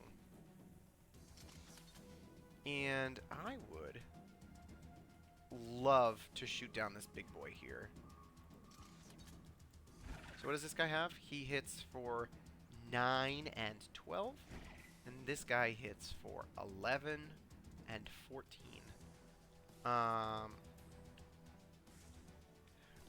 Do you think I can immobilize this guy? That would be overpowered, wouldn't it? Let's try it. He resisted immobilized, but I got some good damage in, so that's nice. You know what? 1, 2, graze, graze, graze. Okay. I actually think this diversion projector... So it only costs 1 operation point, and I have 2 operation points for spells per combat. And then they, instead of costing mana, they just cost energy. I am going to try to blind these guys. Invalid target. So I... Oh. Are they blinded? Blinded. I cannot use... Okay, this is probably a really big deal.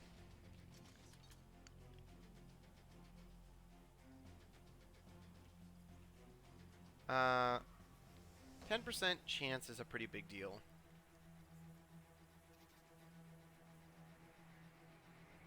Huh.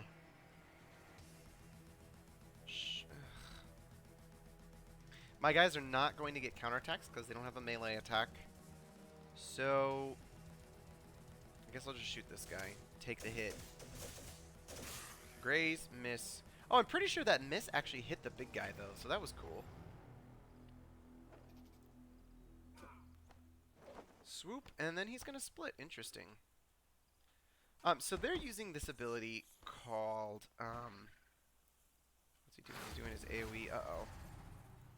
Wow, I didn't know he could use that every turn. Huh. They're using this ability called Swoop, which is a single action, non-repeating. Non-repeating, of course. It's melee, and it has a chance to apply bleeding, and it puts you in defense mode afterwards, which is amazing. How come I'm not flanking this guy? I'm not flanking him because he's in defense mode, and you cannot flank units in defense mode. Acknowledged. So it seems like I am forced to retreat. Let's try to kill this guy here.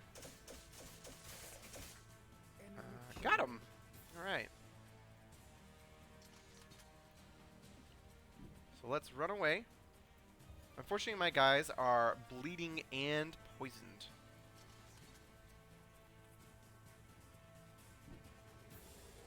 Do I have a shot here? No. Do I? Okay, so what's my range? 5. Where's this unit sitting? Right there. So like 1, 2, 3, 4, 5. So I have to go here if I'm gonna land a ranged attack. But it's probably worth it. Missed. Okay. Oh my gosh, this guy's about to die. Please don't die, please don't die, please don't die, please don't die. No! Ugh. Roasted. Ow! Okay, so I have a chance to kill either of these units, basically, because my guys are in such a good position.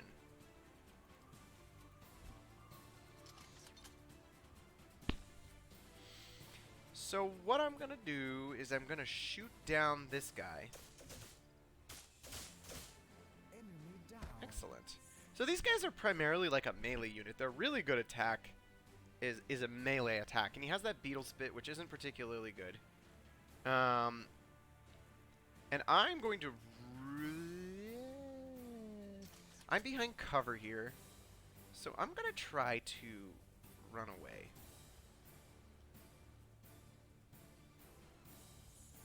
He can continuously move beetle spit. But if he does, he leaves himself to being exposed if I run this way. Okay, I don't know if this is the right strategic move, but things are looking okay for me. Interesting. He went around the long way. Oh, and then he gets a flanking attack. Okay, but he didn't poison me, so that's good. In cover. How is he in cover? Let's go here. I have high ground, but he's in cover. Interesting. Miss. Graze. Okay. Pretty bad overall.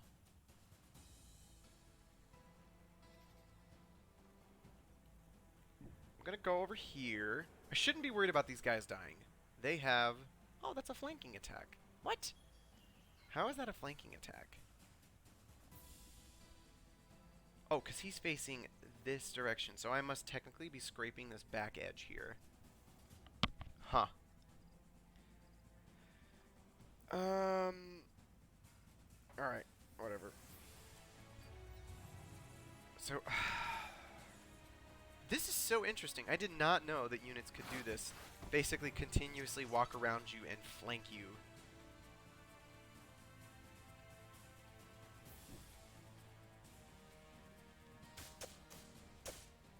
I keep thinking like I'm in a really good position, but I'm actually not. So this is a very interesting learning experience here. And I missed. What's he doing? Oh. Oh, excellent. Okay, so we got to observe the escape module. Wow, that is amazing. And now I get like a guaranteed flanking shot for like 10 billion damage. Rule supreme. Well, I did it. Didn't lose. Good for me. And now They're offering me a hero. Oops. Hello. Watch yourself, Hajar Sarai. Your honesty will be measured and judged. The Dvar do not allocate resources to taking care of prisoners. Okay. Nice to meet you. So one of the resources you have in this game is this influence resource, which, as far as right now, I'm just getting it from my colony. I'm assuming everyone. Anyways, I'm gonna compliment this guy and see if he likes me more. Send a general compliment. Yes. So your actions raise suspicion. Interesting. What?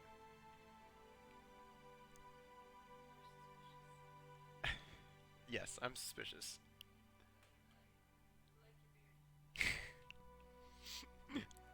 Hmm. Okay, so apparently the Devar do not like me because I am cruel commanders. Oh, it's that cruelty trait I took. Interesting. Um, but they liked that compliment, so that's fine. Okay. Empire task Warmonger unlocked. Enter a war with another player, kill 6 units belonging to another player, and if you complete this, you get a tier 2 unit. Okay. So they finally chose to say hello. Empire task Diplomat unlocked. Sign a non-aggression pact and maintain a peaceful relationship for 10 turns.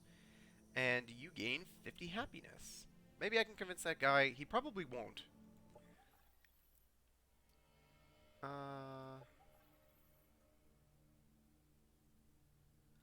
Let's... wait. How do I do this? How do I do this? Okay, so I select him. And I cannot non-aggression pact because you have to wait 3 turns. Okay. Sounds good. So we've got a spawner nest here, which we need to destroy. It's going to spawn enemies. So let's go fight these guys. And we've got our actual army with us this time, so... So that's cool.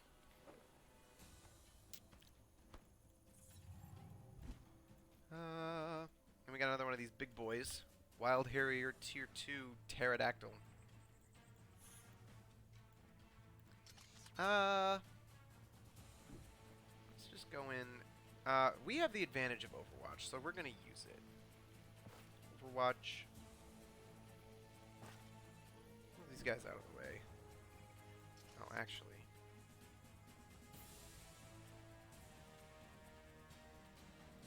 It's really interesting that you can't hide behind full cover with good Overwatch.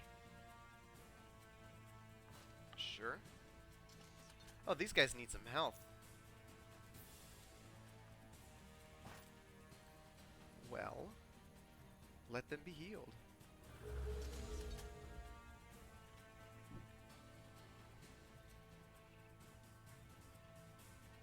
Overwatch. And we'll have this guy Overwatch as well. Okay, and then, I'm just gonna move these guys way over here. It's all about flanking with the Syndicate Runner.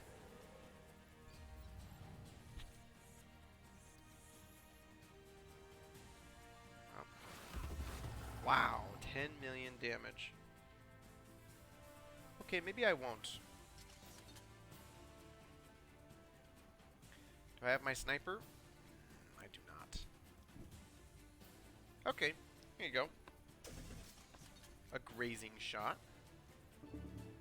Oh, nice! Okay, so I got a critical hit, which I believe... if you trigger critical, you are guaranteed to hit 3 times, and none of them will graze. You are basically guaranteed 3 hits. Which is a little bit more consistent than, like, getting some kind of just big number or something like that. Okay, these guys have no chance now. Let's go up here. do that. We'll just have this guy go up here. I don't really know. It doesn't matter. And this girl needs to hunker down and not die. Trigger our Overwatch.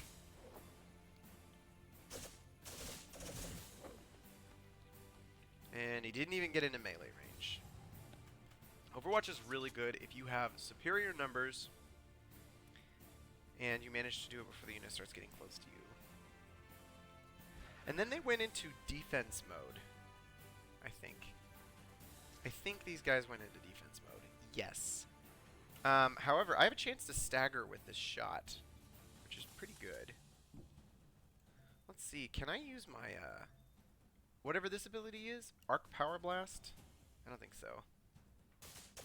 Miss. 8%. Okay. It's flying the girly girl with her flanking shots. And it's not a flank. Oh, it's not a flank because the unit is in defense mode. So, a counter to the whole... I staggered. Fantastic. So that turns off the defense bonus, and now my guys have a much higher chance. So the whole flanking thing is countered by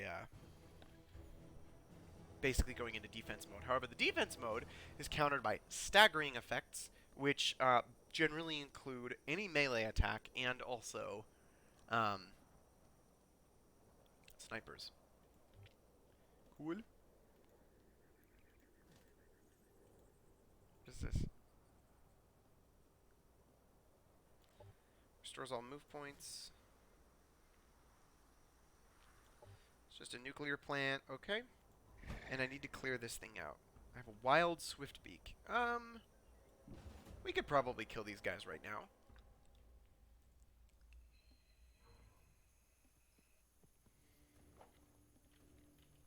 Here comes the Harrier. Here comes the little guy. So what we're going to try to do is we're going to try to get a good shot with our sniper, and that's not how you do that. So you can see here, my Overwatch zone is like being bisected by this giant object in front of me. So if I want to get actually good Overwatch, I need to go to the side, which is pretty interesting. Much more complex flanking mechanics than in a game such as like XCOM. Which is impressive, actually, to be completely honest. XCOM has really set themselves as like the guys for tactical combat, but I've always felt like they don't have the most immersive tactical combat, even though I still love the game, because the other parts of the game are just so good they compensate for it. Alright, if he does not fight me, then I am just going to slowly creep up on him. Hover boots. Okay, so he's going to defense mode. That's fine. And this gives me access to now shoot him all I want. Boo! Nice, 20 damage. It didn't stagger him, though. So I need move forward 2 spaces if I want to shoot that guy. Out of range still. Now he's in range at a very low hit chance. Move this guy up. And if I move up 1 more square, I can hit him. But I'm not... This guy is actually blocking this guy's movement, so... I'm just going to shoot this other guy instead. Oh, cool. That was pretty good considering my hit chance was so low. Oh, and I'm out of range. My bad.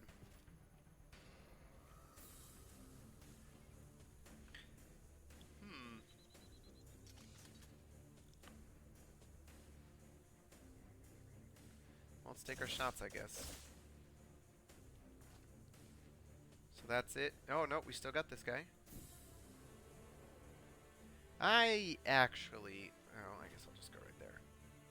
And this guy's basically useless. Oh, interesting. Wow, okay, Overwatch annihilated that guy. And that guy's in defense mode. So, do I have line of sight on this guy? I do. See ya. Enemy killed.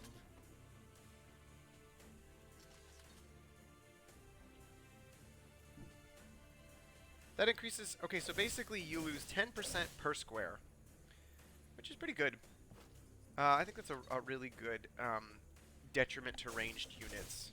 Good riddance. Very poor odds. This is a very complex combat damage system. I'm pretty impressed by it. And it's so much less all or nothing than XCOM is. Oh, okay, we're going to have you go into there, and then we're going to enter. Defense mode. Bleeding. So look how cool that move that puts him in defense mode also jumps him 2 squares behind the target he attacked, which is interesting. Alright. So it turns out the unit only turns around if they actually are flanked. Enemy destroy. Our forces are victorious. Excellent work. Ooh. Din Din. What is this? It is a melee weapon.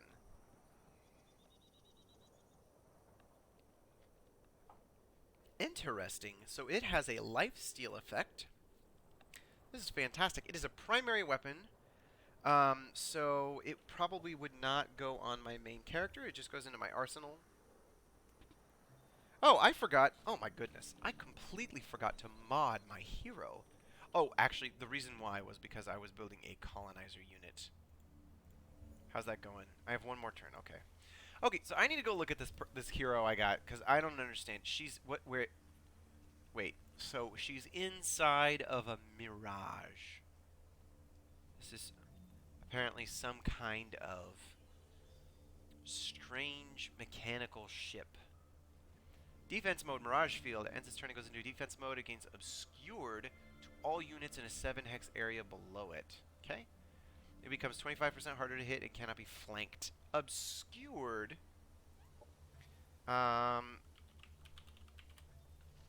Obscured. Obscured is 40% harder to hit, so the unit becomes almost impossible to hit in that defense mode. She has a Psi-Tech grenade. And Psi-Tech blasters, so like psychic stuff. Okay. Gives rough terrain camouflage to all units in its stack. Cannot be detected while standing on mountain, barren, or chasm hexes. Okay, so basically, this thing, this vehicle that this person is in, makes them extremely sneaky and their entire army sneaky, which is pretty fantastic. And she's got lasers. Psionic, bypass all armor. That's fantastic. Okay, so let's give her some upgrades. 20% accuracy and gains flanker. 25% harder to hit by ranged attacks. Oh my goodness. Okay, I get this feeling if I put this Guardian Demon Shell on this unit, by virtue of it flying, it will have 10% evasion. And then if I give it this Guardian Demon Shell, it's another 25, so I mean 35%, and then if it goes in defense mode, it's like 100% or something bonkers. Okay, we're going to hold on to that for just a minute because I actually want to go modify my hero now. Let's give her this exploitive targeting system. So to put the mods on your hero is a fair bit more expensive, 30% more expensive. Totally worth it. And we'll give her that as well. Excellent. What is this? Cosmite Spatial Rift. So I cannot exploit this Cosmite until I kill this army. And I have to fight this thing. I don't know what it is, but it looks very scary. Armored Dragonfly-like Bug. Okay, so stagger resistance. Amazing. Caustic Smoke, single action, 1 hex radius. With an acid cloud that has armor melt and ignores line of sight. Gunk Thrower. Shoots a gob of biomechanical matter. And it is repeating for 9 damage. Crash down. When destroyed, this unit will crash to the ground, damaging anything on that hex. Cool. +1 vision range, swarm shield. Interesting. I'm just going to sit one more turn, let my guys regenerate a little more. I'm going to have you just sit in base. And I can annex another sector. Actually. So I'm going to have you fly over here and go annex this sector. She's invisible, so I don't have to worry about her getting wrecked, basically. What is this? I don't know why these guys are here. But whatever. Annex. Do you want to build on this claim sector? This sector has already been claimed. Building here causes other commanders to gain a casus belli, which is a justification for war against you, making it easier for them to declare war on you. Independent factions may demand that you ignore their claims. Okay. So I basically have to ask this guy.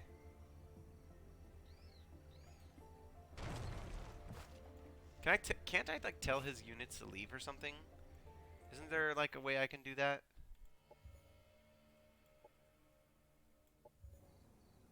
Trade is our business.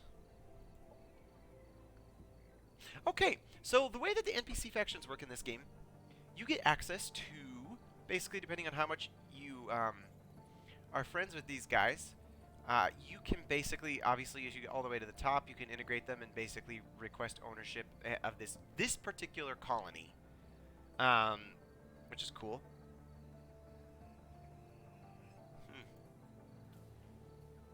But you can also buy upgrades and units from them as you advance up. So that's fun. What do we do here? So you just have to do quests until you can do that. Energy Development 1. What do we got? Energy Sector Level 1 gives +1 level to all energy sectors. Raising the sector level of a sector will increase the benefits. Okay. Energy Efficient Assembly Line. Tier 2 Sector Upgrade. The production of units can be made significantly cheaper. Okay. At higher levels, this can reduce the upkeep cost of any unit produced in this colony. Wow. Okay. So, -10 energy cost for units, including mods, or -15% energy cost for units, including mods. Okay.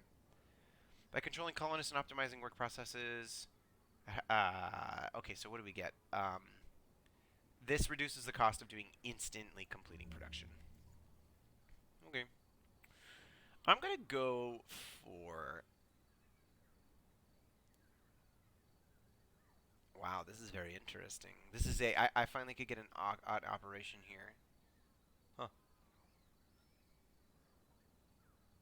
You can make units indentured with mods. Okay, sure, we'll do this one. That gives me a good doctrine to work on. What is that? Oh, it's asking me if I want to take over that sector. I do not.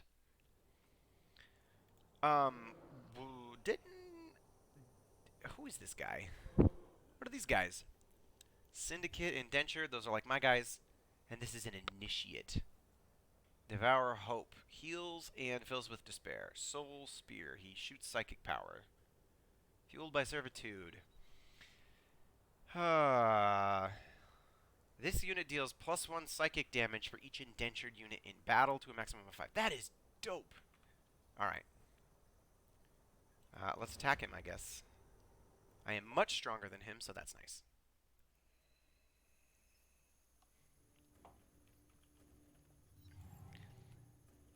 Everyone goes into Overwatch. How exciting. So one of the particular advantages, so basically, if he goes into Overwatch, I go into Overwatch, it's a stalemate, nothing's going to happen. Except, their guns have range 7, and I have a sniper, which has the unique ability of being range 9.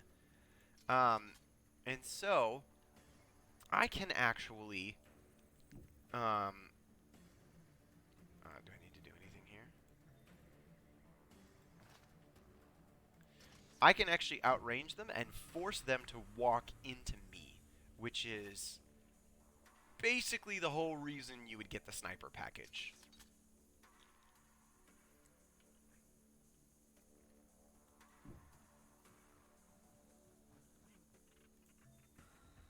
Oops. I didn't realize that guy went too far. And now I'm in trouble.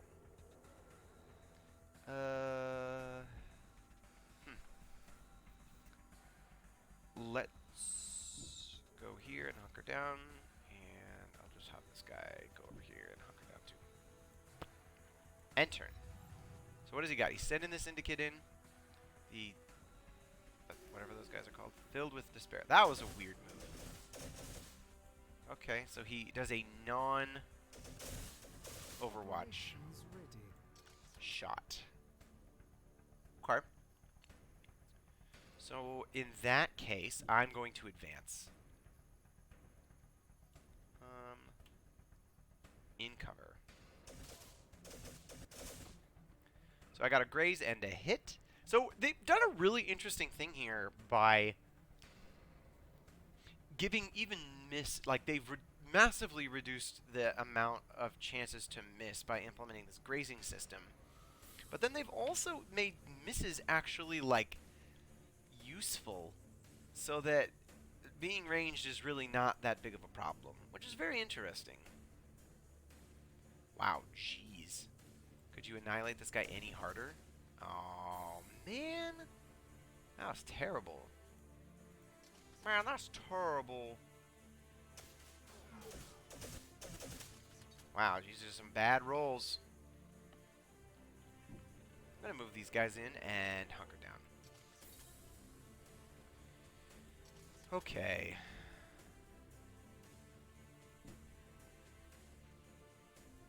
Guess I'll shoot for this guy.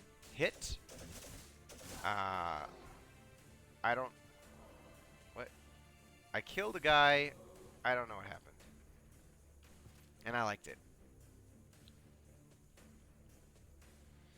I'm just going to hang out, I guess. Soul Spear. Wow, 12 damage. How did he hit so hard? And why am I being flanked? Why is he not focusing his damage? How did I get flanked? I don't understand.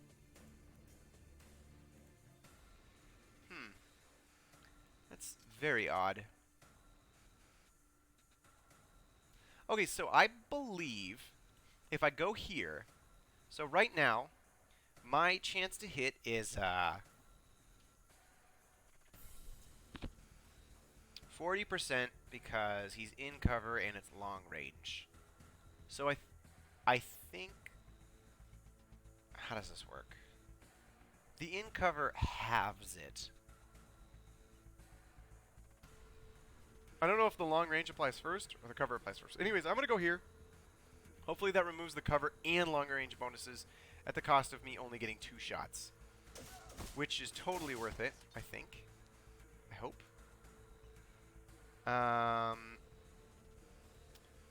What I'm going to do is I'm going to bring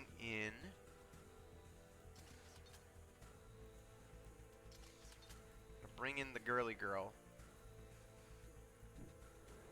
And she's going to get a sick flanking shot on this guy. Pew pew. Okay, great. So this is a non-in-cover shot. Full damage, full damage, full damage. Sweet. And then this unit is in cover.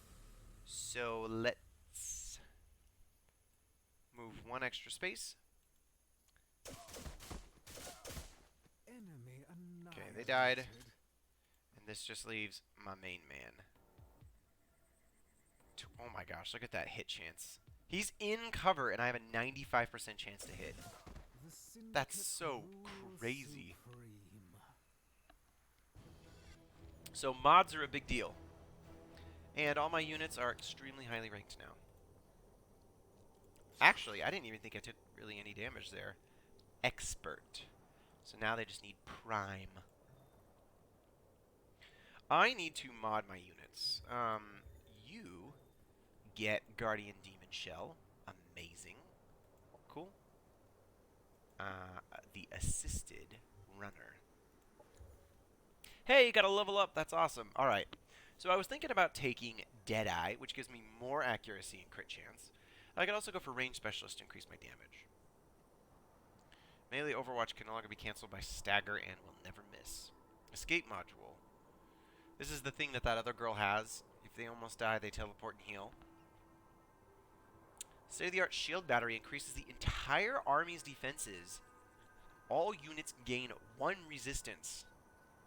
That's amazing. Operational strength, we've already seen that. Universal camouflage, yep.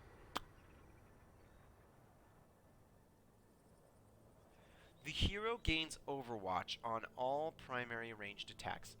Does that mean that if I do my major attack, I get free Overwatch?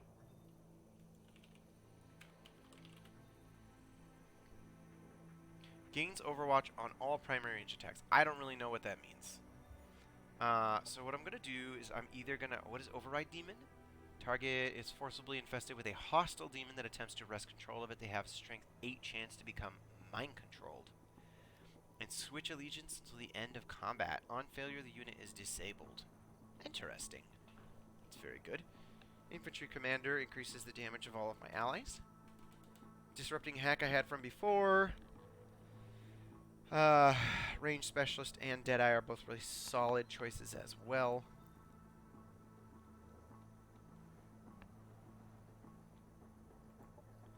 Well, I guess I'll try this Watchman and I'll take Shield Battery. Okay, I don't have enough Cosmite for any more mods, so I'm gonna wait on that. Looks like my hero's kind of low on health, though. Oh, yeah, she did take a bunch of hits. Well, let's just hold off on that for a minute. I'm going to take my colonizer all the way north. Wow, look at that thing's movement. That's crazy. Geothermal instability. That's, this zone has a geothermal instability. I don't know why I clicked that, but...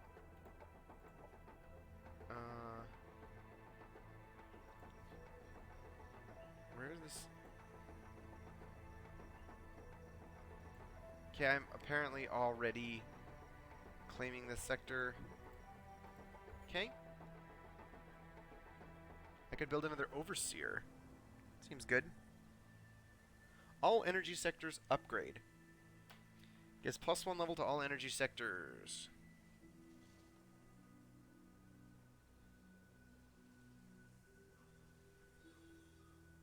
Interesting. So this will affect 1 sector. That's fine, I guess. So a notable change that they've made from since Age of Wonders 3 is buildings do not cost money anymore. They only cost production, which is really nice. That was really kind of, if you wanted to go for economy, it basically set you back on building units, which I actually think is a really good design choice. But it's kind of interesting that they did it this way.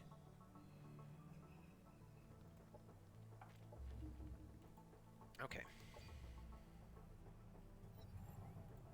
The Spacers faction has made a demand. You want to keep relationships intact? You gotta pay up. Alright, I'll pay up. You know what? I like you guys so much. Who's this? I hope your ethics align with us. Mahina Wateka, the Amazon. Nice to meet you. Does she like me? She does not mind that I am cruel. Like that other. The dwarves minded if I was cruel. What a bunch of jerks. Okay, let's... Oops. Cancel. Let's compliment. Yes. Ah, she loves me. Okay. So she has no reason not to dislike me, so that's wonderful. And I have no idea where she comes from. Probably from the east. Okay. Optimization Control Agency.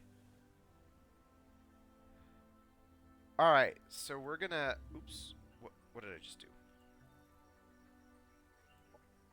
Green Gate Pass. We are choosing to Agriculture Exploit. Because it has 2 leaves and it also has a bonus. Which actually doesn't require me to do the green. So I think we want to go for the Dread. Actually, you know what? It might behoove us to actually just take the Cosmite zone. Just straight up. I don't know if you get, like, better stats for going straight to a zone or not. I'm gonna go back to my base, though. Here's my little explorer lady. Keep exploring. Okay, just have you hang out there. Unknown commander. This is a bug? I found a bug. Okay. Great. Whatever. Found a colony. Alright, let's attack this guy. This is going to be a much more difficult combat. So we have this Engulfer. Gunk Thrower, Caustic Smoke. He's tier 2, he's flying. We got these Abyssians. I don't even know what they do. They have Wax Cement. 8 biological strength chance to apply in case. Just in case. Which I believe stuns the unit, but it might just make them immobile. And then they also have this tunnel ability. Corrosive Bile is single action, so they have pretty good attacks. I cannot open the encyclopedia. And then the Biomancer actually has a sleep and a heal, so a lot of healing on their team. Okay. Let's... What was it? In case? This unit cannot use actions or movements. Wow. That's brutal. Okay, so I'm going to stay up on this hill.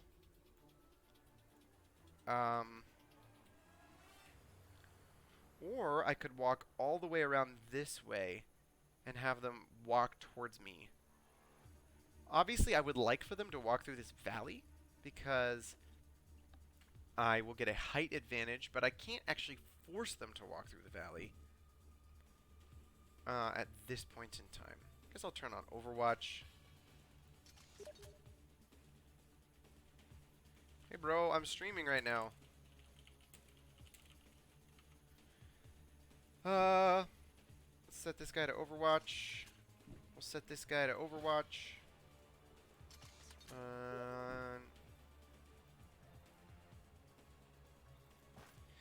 You might have to turn on the notification thing. Okay. And I'm just gonna do nothing with this guy, and I'm gonna have this girl go. It says I'm offline.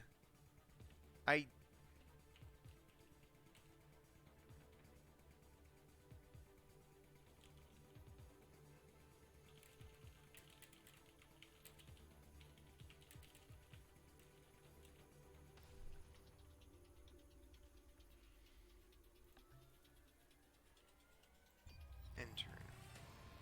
Okay, so he's using tunnel. I have no idea what that does. Interesting. Whoa. Ah. YouTube. Interesting. Okay, so this burrow ability actually leaves them in action. Scatter. What is that? I don't know what that means. So he burrowed, or tunnel, or whatever it's called. Even though it's a full action, it left him an action to cast his Corrosive Bile, which is fantastic.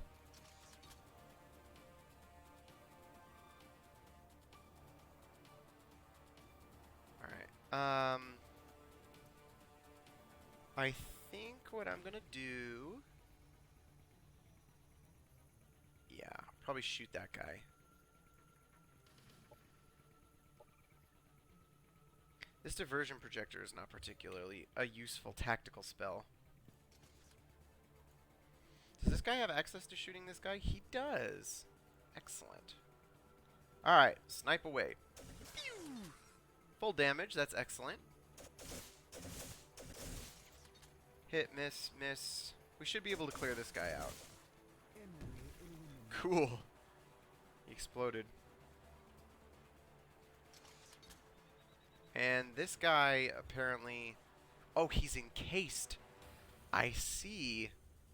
And then he has been scanned, which adds all these weaknesses. Okay.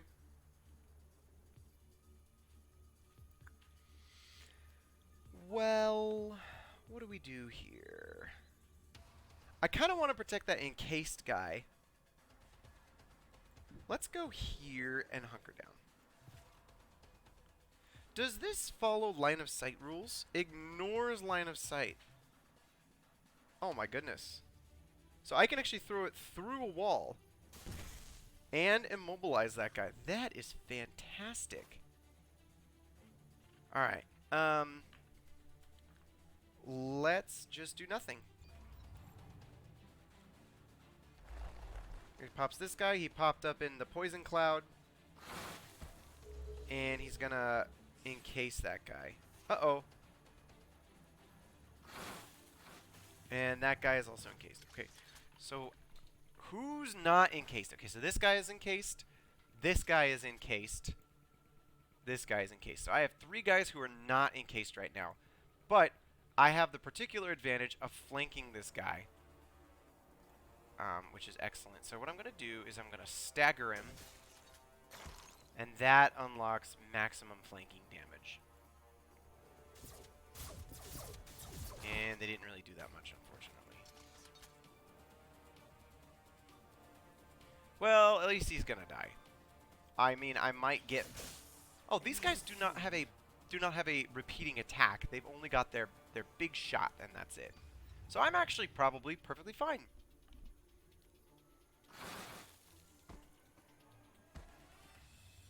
And the Biomancer's going to hit me with some bio shots. No problem.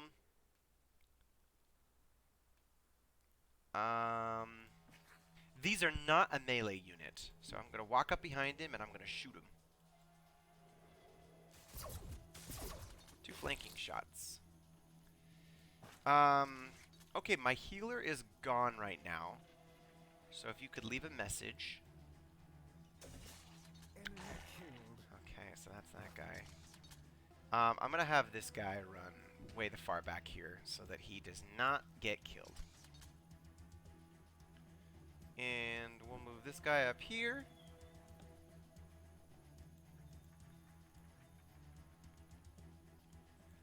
And let's go ahead and try to blind this guy.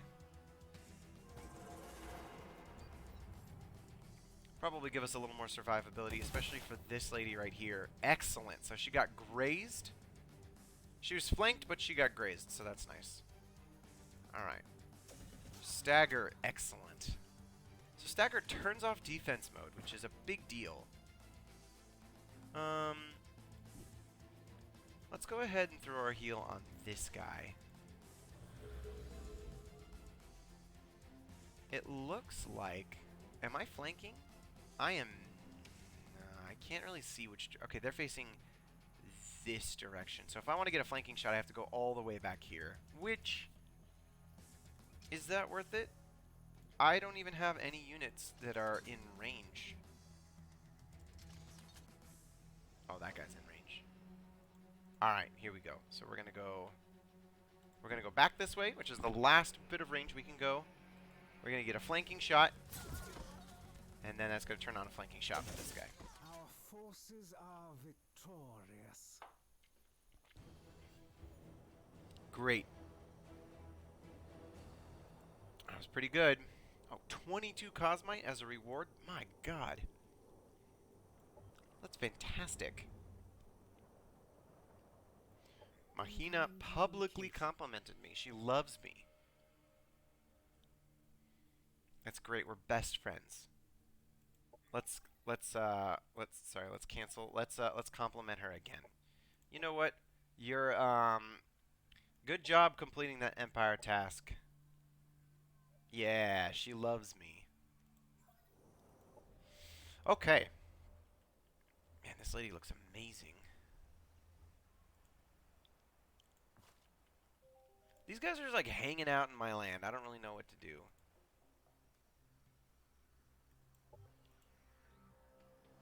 Whatever. Yeah, that's a bug. You go here. I'm just going to have you just hang out forever. I don't really want to do anything. Oh, I found the bottom of the map. I didn't even know there was a bottom to the map. This guy is colonizing right now. What is this?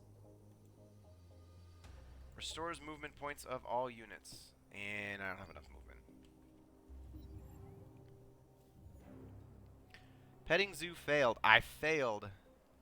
Come on, a child could have done it. At least you tried your best, scrub. He called me a scrub. Enforce control. I unlocked the Guild Assassin, which is a pulse sniper unit, and I unlocked the pulse sniper rifle. Hire an assassin to slay the assassin. Of course, there's the obvious problem that the original assassin may slay yours first. That's why I keep a Only assassins think like assassins. This unit is fantastic. So I think that's the same unit that my hero started with. Now, something really weird about this game compared to Age of Wonders 3 is your weapon and mount are independent of each other.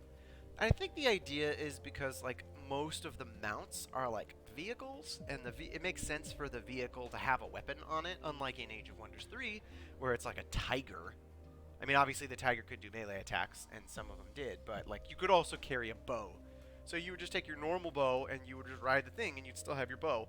But now the vehicle is a weapon and totally changes your attacks, which is a little awkward. I didn't really like it. Let's see. Deploy an emergency cloaking device to provide target army with universal... Wow! Strategic operation that makes your army instantly invisible. That's fantastic.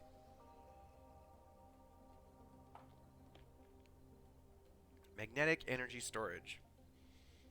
Attacks from arc weapons have an 8% chance to apply... Not 8%. 8 lightning. That lowers arc resistance, which is pretty darn good. Could probably go that. We could also go for this Focus Flames. Psionic attacks are powered with flame, which makes your psionic attacks burn. Interesting. Psionic attacks, okay, this is a mod. Psionic attacks from this unit leave a debuff, making their unit 20% easier to hit. What is, I think it's YouTube/Thrasnos one. Interesting. I could also go for this. 3 psychic resistance and a shield. Immune to all morale effects. The unit is now considered an indentured unit. Wow, okay. Non-syndicate biological and cyborg units that are tier 1 or 2. That's interesting. A cerebral control collar. Okay. Guild Cruiser. It is a ship. We've also got the Mirage. Tier 3 flying unit. Well, that could be pretty cool. So basically, these psionic upgrades, like this one, for example, is not particularly good, because I don't have any units with psionic attacks, except for this Mirage has a psychic attack, so that could be a modded unit with that effect. A hacker unit. Haywire Demon. Should probably go for that, huh? What do we got? Strategic operations. Right, we've already seen those. Weapon attacks now have a chance to add compromised. 10% increased damage. Okay, so it seems like the compromise module and the static buildup module are very similar. It's just this one stacks static charge, which I think you can have a maximum of 5 weaknesses. And then you've got this compromise module, which basically has a chance to trigger compromised, which is -3. I think also the units they can be applied to. Okay, I see. So this can apply to any unit, and this can apply to whatever. I'm going to do this one, I guess. Sure, yeah, whatever. Too much thinking. Diplomatic If this niceties. is What do we something got? worth keeping, really, Our noble I houses don't produce know. many scions, receive The most diplomatic important part is points finding and clever ways energy to for make every these faction you're peoples at peace want to with. keep our empire And then what else contained. do we have? So The rare indentured are occurrence seeking of rights. We can take Planetfall, advantage of this by making the diplomatic sign consort. a maintenance and ration reduction contract. And in trade, they get citizenship and freedom at the end of this venture, should they survive. Wow, that's terrible. Innate indentured units have their energy cost reduced by 50%. All indentured units, including those who became so due to mods, have their upkeep reduced by 50%. Okay, so this just makes me build indentured units way, way cheaper. That's excellent. Okay, let's go for... We have two options here. We could go for this... Wow. Energy and production are much, much better. I really need to start getting more doctrines, and the way you do that is with this operation effectiveness. What do you guys want? A quest. They have a quest to go into this area. Okay. Hey, we completed our thing here. That's excellent. And now I'm getting a ton of Cosmite per turn, which is amazing. So I can make mega dope baller modded armies. Ugh. So what are we going to build? Recreation dome. Or a central biofarm. We'll do central biofarm, then a recreation dome. Operations available. Okay, so we have how many? How many slots? We have one doctrine slot available. So let's do noble diplomats. Diplomatic points are fantastic. Oh, cool. I unlocked this builder thing. That's interesting. Alright, let's start priming. So that's going to take 2 turns to cast. So what are we doing? What is this?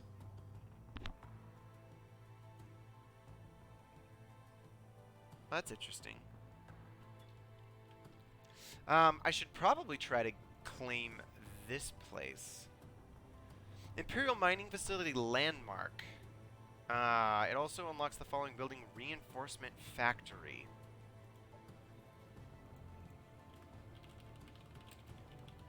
What does that do? All units in this colony gain 1 armor. Oh, produced by this colony. That is fantastic. So another player has a claim on it, which is pretty bad. It's going to influence my... Basically, it is adjacent to them, so they get mad if I claim it. What is this? Who's this guy? What does he have to say? Okay. Well, he doesn't hate me, so that's nice. And I don't really know what he's telling me right now. But... Oops, sorry, get out of here. Proposals. We can compliment him. Good job being friends with those spacers, big guy. This is going to be really tough to overcome this cruel commanders thing. I think this is a woman. Elkina Cherkov?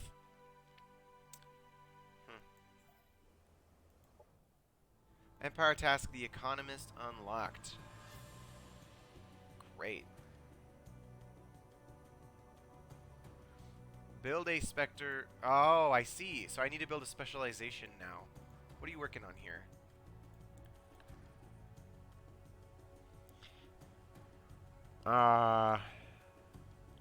Yes. Okay. So what this thing... Okay, so the way that the economy in this game is very strange. Basically, you claim sectors and then you pick something for them to do. They obviously they have lots of stats in various ways, but you pick one of those ways to exploit, and then you get that one resource. But you can level up that sector, so it's not just energy. It's not just doing energy. Basically, it's like an advanced district, kind of like in Civilization 6. So I'm actually specializing this sector, so that not only is it an energy sector, oops, it is a energy efficient assembly line sector.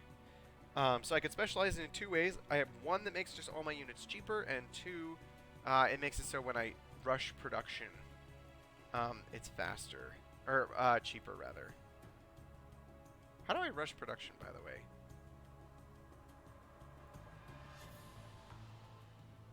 What does this do? Can I only do it on units? Huh. I don't actually know how to rush production. Maybe you can't do it on buildings.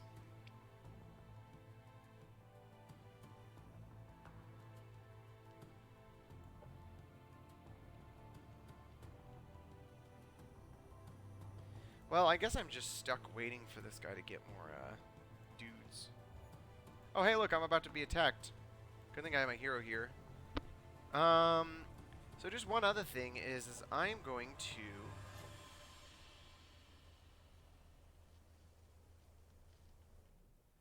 Okay, I'm going to implement food sharing, which is a system that allows me to give some of my excess food in this colony to this colony. So I have to set this colony to take. And I'm going to set this colony to provide half of its food to others. So he's sharing 19... No, sorry. What is food wastage? That's interesting. I don't understand what that is. Let's look it up. Food sharing. Food. Food sharing game concepts. Food sharing is managed individually per colony via the income tab.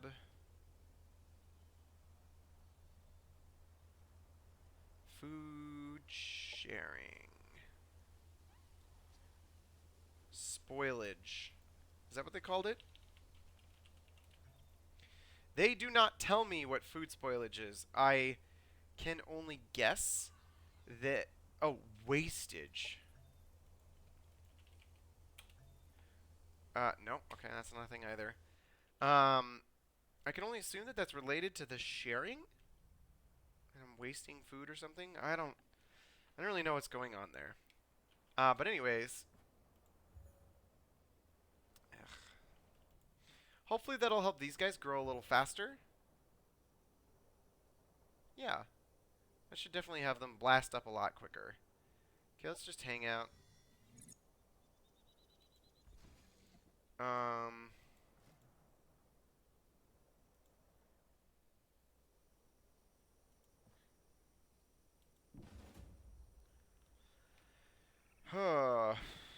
Let's just auto-combat this. Cool. We'll take this reward. And we'll go over here. Oh, I forgot I have a quest over there. Okay.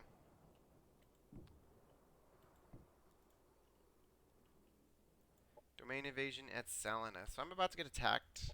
Empire task completed. And I completed the builder, but I didn't get the free colonist, which sucks.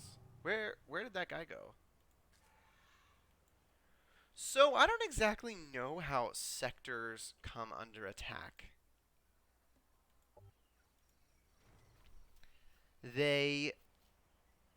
I think their centers can be attacked, but then it's like a defensive... Like, I get my militia and everything. I don't think I get this army, my hero here, but I still get my militia. Speaking of which, isn't there... Okay, so there's a unit template manager right here.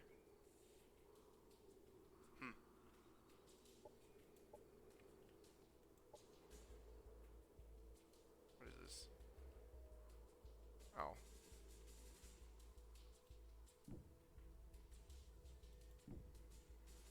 What's this? Oh, yeah.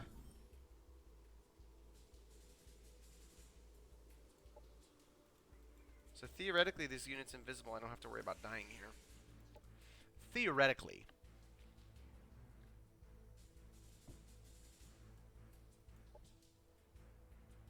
Where did those armies go? Well, one of the nice features they implemented is this filtering thing, so I can actually see, okay, so one ran north and one ran west. So there's that. So there's those grasshoppers that were attacking me. Interesting. Floating light bulb symposium think tank. I love it. Okay, let's go here, and we'll just auto combat. Cool. And what is this? Free Cosmite. Cool. Cool, auto combat, I like it. Upgrade Commander, what do we got? Escape module, that's great. We have, what, 6 points? Universal camouflage, so they'll just never find me. That's really crazy that they'll just make a thing that makes your unit invisible. I'm pretty sure the army is visible on the map, on the strategic map, but the unit is not. Override Demon. That's a good one. 6 points.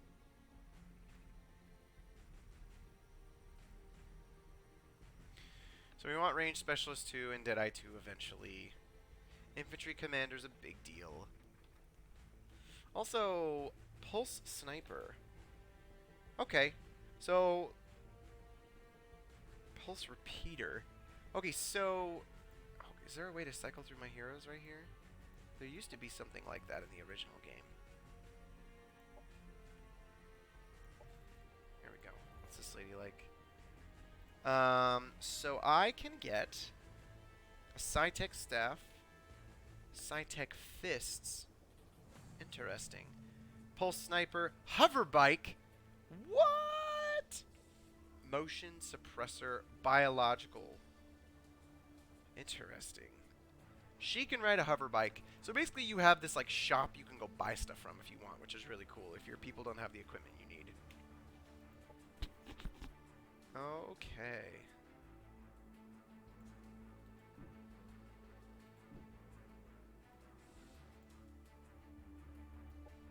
Somebody completed Technologist. Dang it. Alright, I have enacted this diplomacy dingle-dangle. Cool, so I get a bunch of free extra diplomacy now, which is awesome.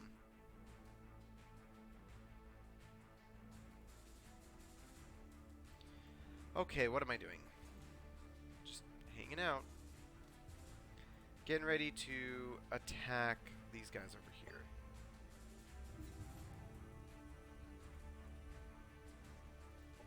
Hopper Hounds. Okay. A nest of Hopper Hounds, vicious creatures that plague post-collapse Star Union worlds.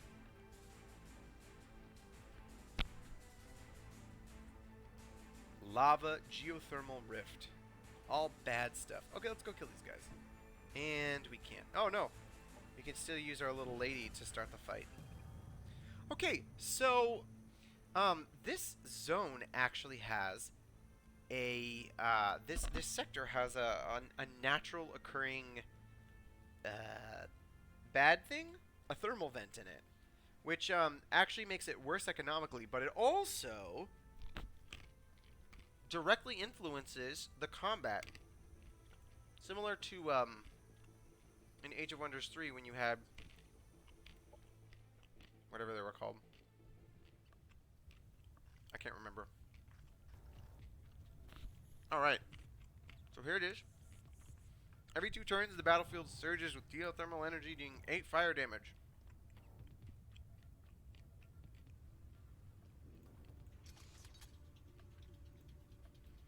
Okay, so these guys are in a hole, so it's going to be hard to shoot them.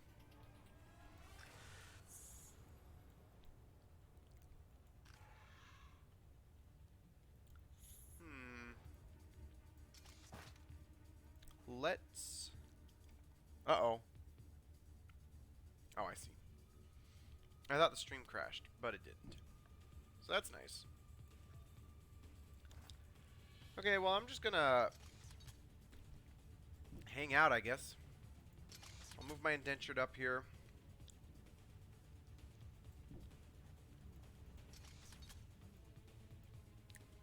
It is kind of interesting that they implemented Overwatch in this game, but like, if you walk a really long distance and then turn on the Overwatch, it's only a single shot Overwatch. Which isn't particularly good. we'll bring our runner. Probably have her go right there. She has little hover boots. That's amazing.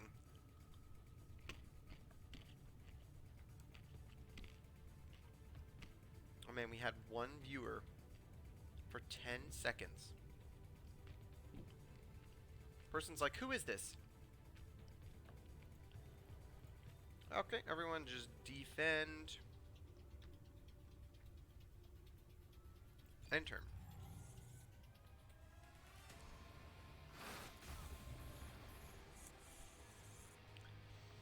He's gonna do the spit.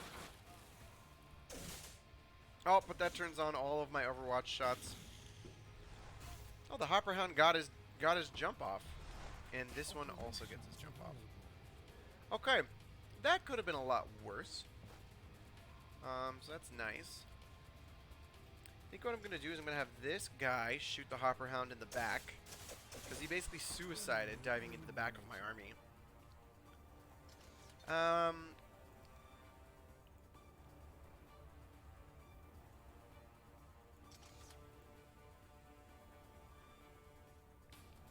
Someone needs to shoot these bugs. Let's shoot that guy. Stagger. Melee Overwatch canceled. Excellent. So now I can go back here and I can shoot him in the back. And if I fail, I can have my little lady come in and finish him off. But I didn't fail. Oh man, a miss and a graze. That was some bad luck.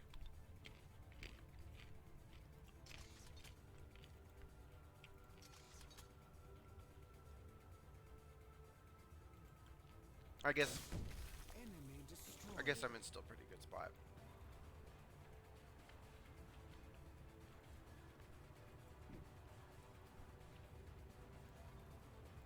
Heal my boys. Oh, and burning hits everyone.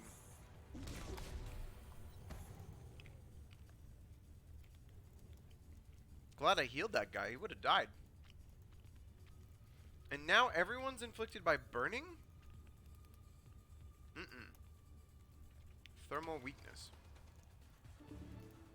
Oh, crit. Our forces are victorious. Interesting.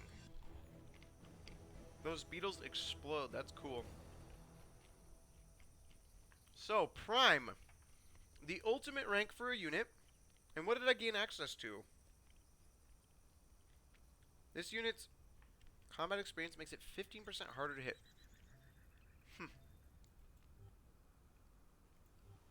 Excellent. A trance sniper. Okay.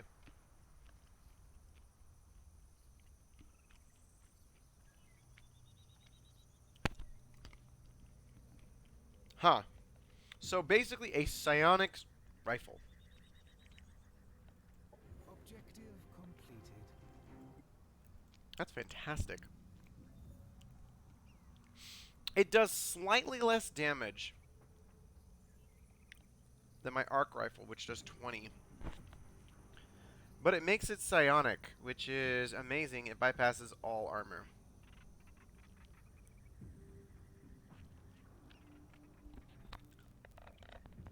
Well, I guess the static buildup module is not going to be relevant anymore.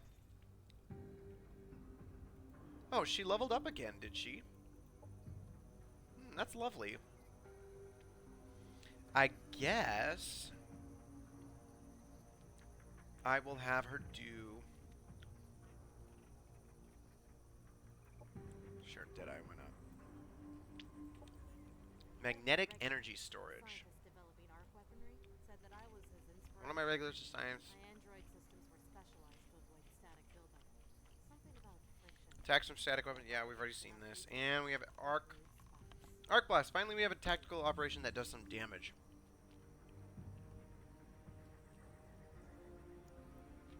The arc manifold strikes a random enemy unit.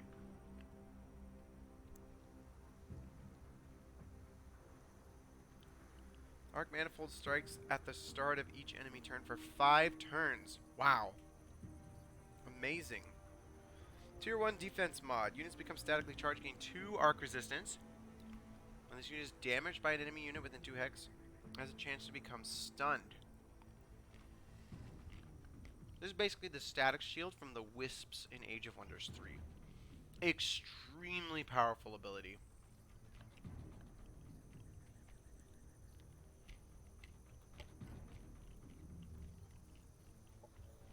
If you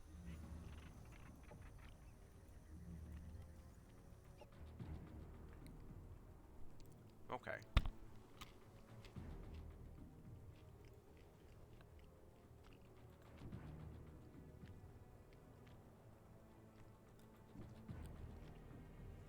What is that? An Ion Storm. Cool. Empire task. The operator unlocked. Empire task completed. Hey, I completed a thing as a pioneer. Good for me. Energy. Is there like a max that I can have? Upgrade a sector to level 2. Good job.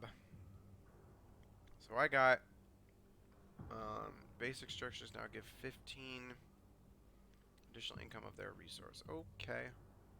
I don't really know what that means, but whatever. It's unlocking cool doctrines for me.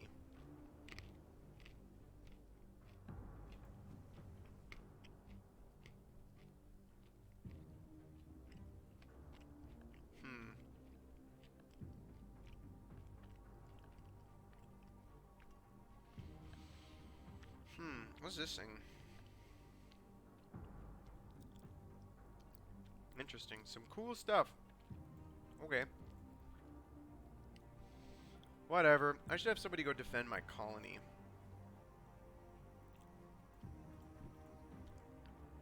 I guess I finished what I was doing here. So I could build some runners.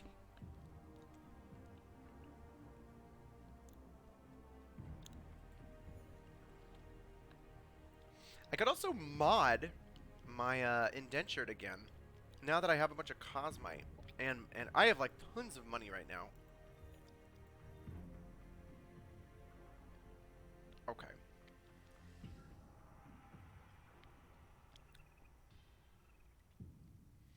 So let's do a static build-up module. And can't do another one. Oh, apparently I can?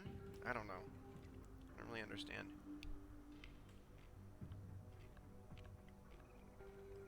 20 accuracy and flanker?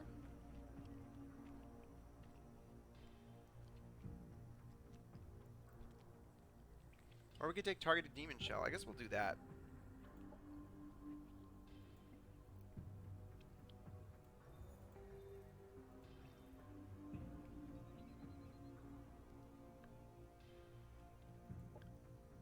Yep, let's take that. Okay.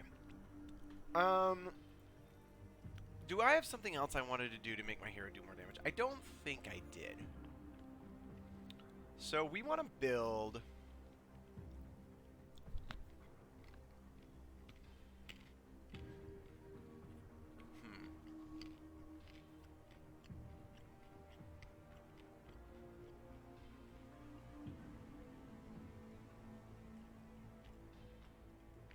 Interesting. Why does this guy do more damage? Oh, plus 10% damage on abilities is right. Okay, we'll make 2 of those. Finally, I can annex a new sector, and I will do that one up there.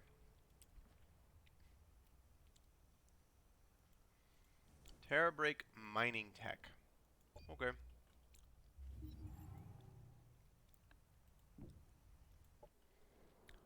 Orders required. Let's see, what do we got here?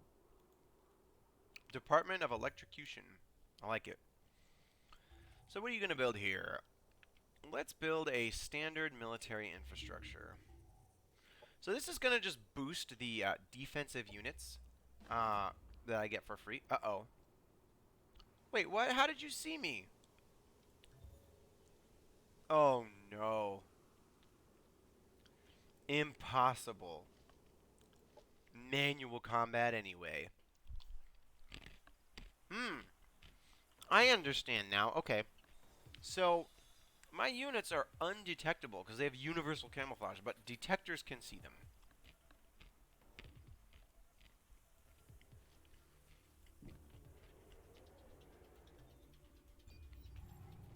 Let's watch this girl get wrecked.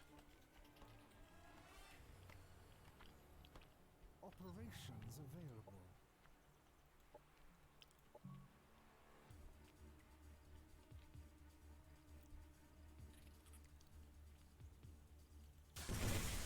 Wow.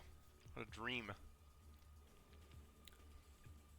Go one.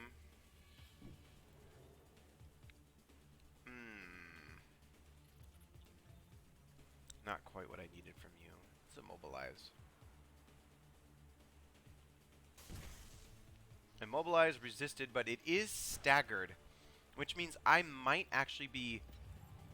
No, I'm screwed. Wait, no, I'm fine. Okay, so since I staggered him with that lightning bolt, he lost an action point. He wasn't able to do his cool stuff.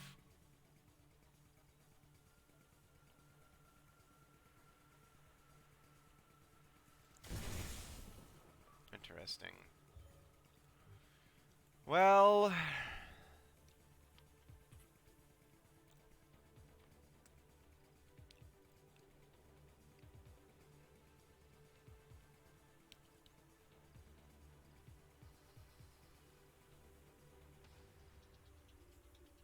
Let's see. He has 7 hit points, so if I move to, like... If I move to here, I think he shouldn't be in cover. Enemy Okay. down. So I'm out of operations points, which is bad. Oh my god. Okay. So he's gonna Overwatch kill me. I probably should have focused him down. I forgot that he's a tier 2 unit.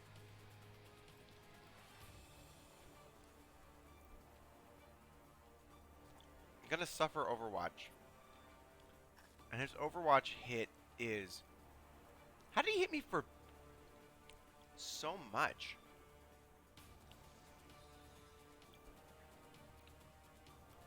I don't understand. Oh, I can only use bolas once. I should have used the bolas on this cat thing.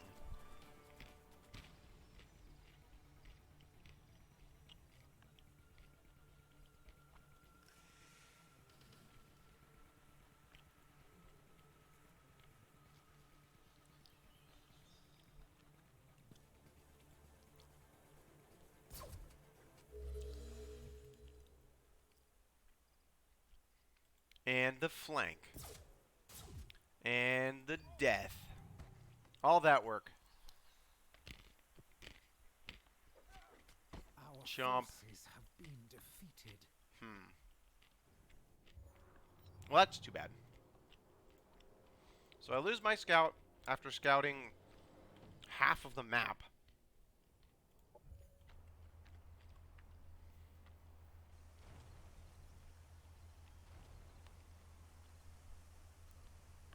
Alright.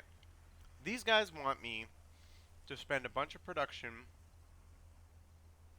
for them. Okay. Operations available I'll for do it. priming.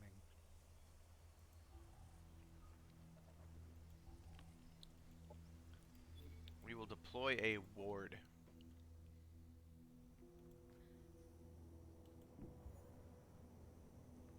Who is this? Spacers. Oh, it's you. Be quick. We're going to raid soon. What do you want? So, the spacers are sitting on this node here. They're orange guys.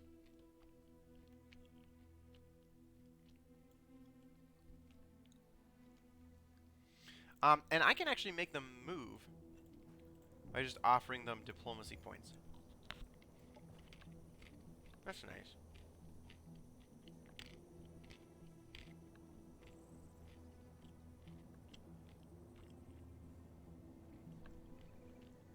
Inferno launcher, I'll take it.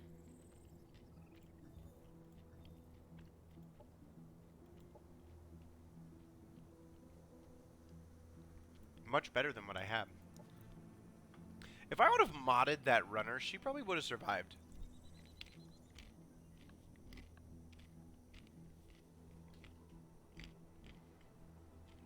Salty almonds and cashews. Cashews are so oddly sweet. It's very strange.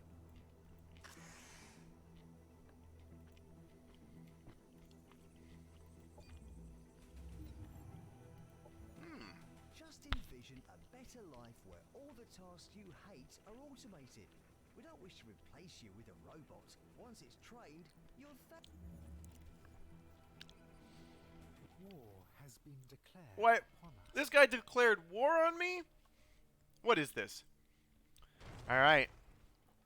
All of that diplomacy points I spent being his friends. Okay. Well.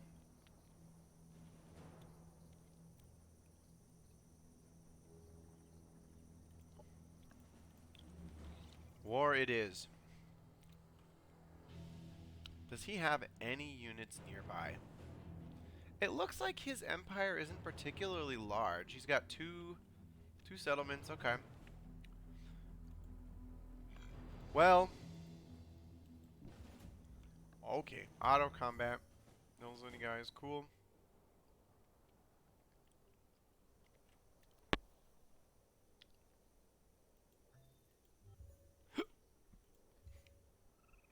Alright. Syndicate Guild Assassin. What does that mean? What does that 4 mean? And a Syndicate Enforcer. Hey, look! I got a strong melee unit. Psytech Strike and Bone Crusher.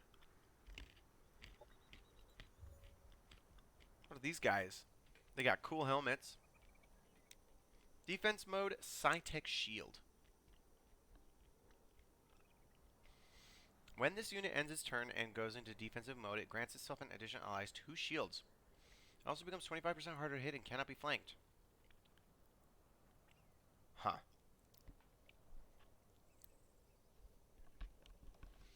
Bone Crusher, Psionic, Crippling Stagger Attack. Dude, these guys are amazing. Oh my goodness. Alright, can I build them here? No. I do not have the Skirmisher Barracks, which I need. Oh, I have to complete the quest for that guy by spending production from my cities. Ugh. Alright. Head back to base, boys. We gotta go fight a war with them dwarves.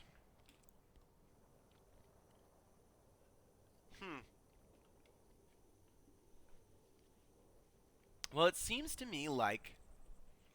I don't know what this 4 means. I should create a unit template for these snipers here. Same deal, we should do one of these.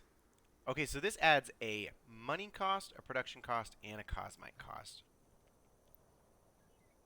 What are these pulse snipers? Harder to hit by ranged attacks.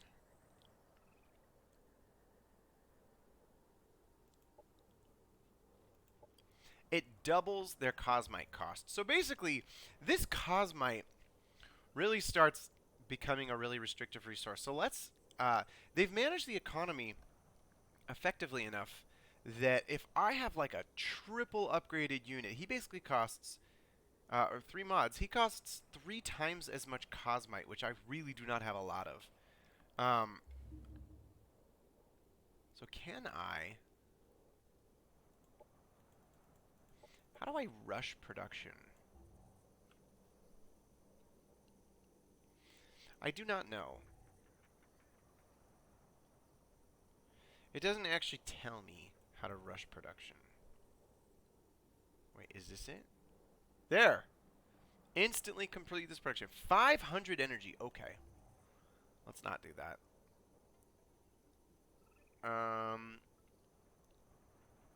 Where am I?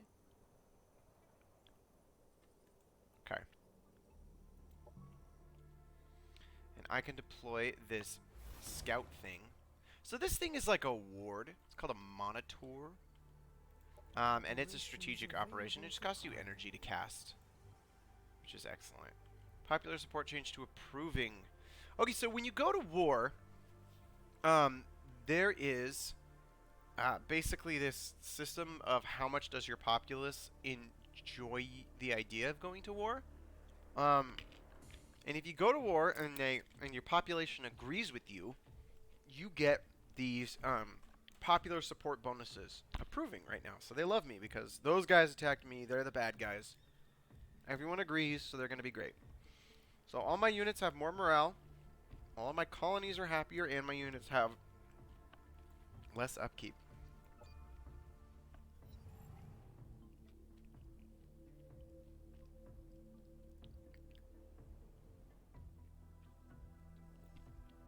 Which is awesome.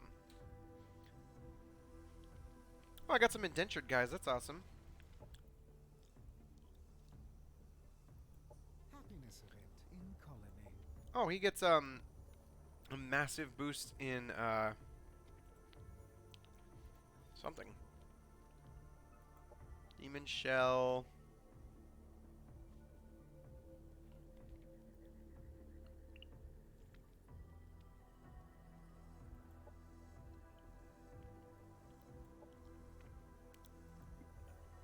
Cool, okay. I don't even know what unlocked that unit for me. Enforce control. Is that where I got it?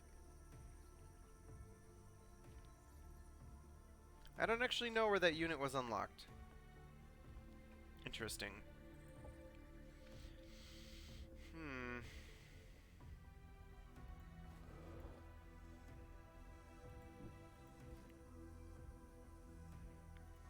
All units rank up by a single level. I do not care about that right now. Operations primed and ready. Oh, I can launch my new monitor. Great.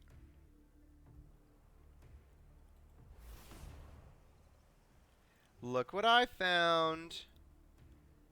Alright, what has he got here? His commander. He's got this Sun Chaser.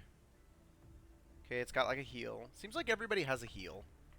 As like one, like their tier 2 healer unit. Berserk Chemicals. Got it. And then he's got this Trencher. These guys. Okay, and they got like spike guns. What are his mods here? Demolisher. Okay. And Iron Breaker modifications. Sorry, what? Melee attacks bypass 3 armor. That's pretty big, because melee attacks already bypass shields. And shields and armor do the same thing, they're just bypassed in different ways. And so this kind of gives this guy almost true damage.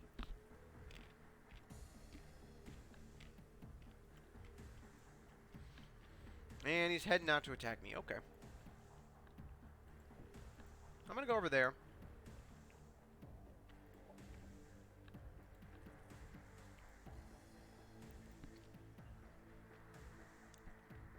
Since I've unlocked a second doctrine slot, I can do a new one now.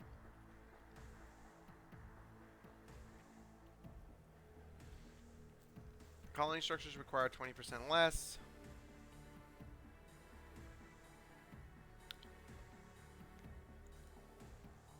Here we go. More tactical operations.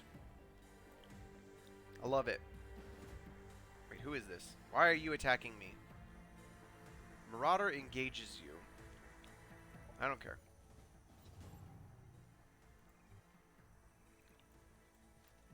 I don't know who that Marauder was, or what he wanted. I'm gonna go get this thing, though. Oh, wow! Okay.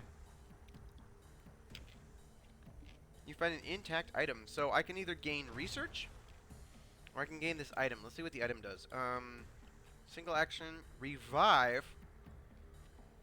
Cyborg or mechanical unit with 50%. Do I even have a mechanical unit? Only works on heroes. Alright, whatever. I'll take it anyway. I'll save it for later. Incoming communication. Hey, here's my Amazon lady. Let us continue to form stronger bonds. She loves me. She loves that I'm complimenting her. That's the secret, guys.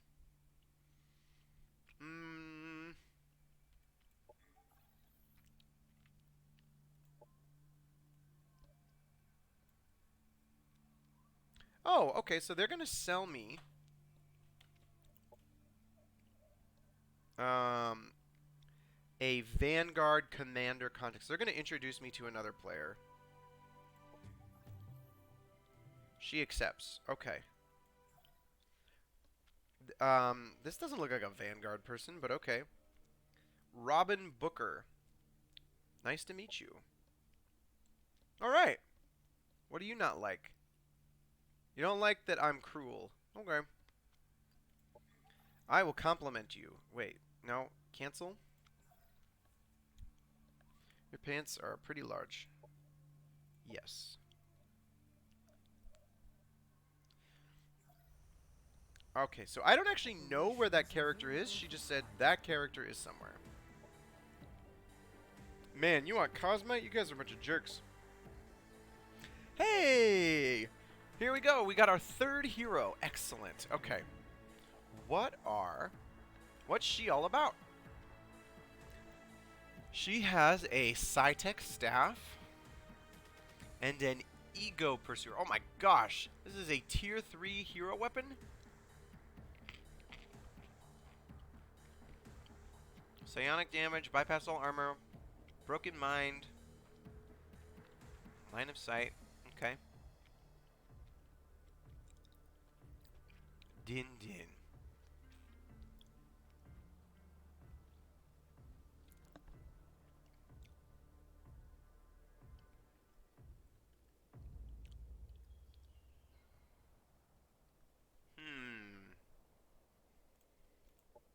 So does she have any learned skills? She does not.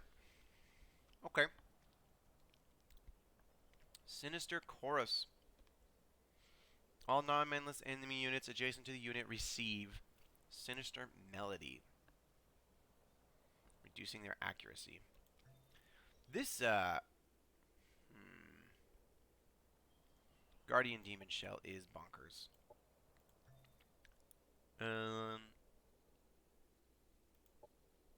Yep.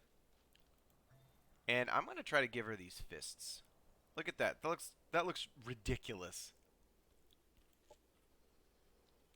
And she gets a pistol. Okay.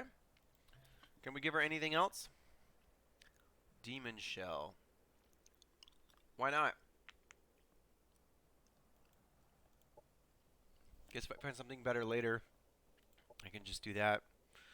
Okay, so step 1, we're going to give her more health. She's going to need it. And let's give her Deadeye, and we'll give her Close Quarters Specialist, and...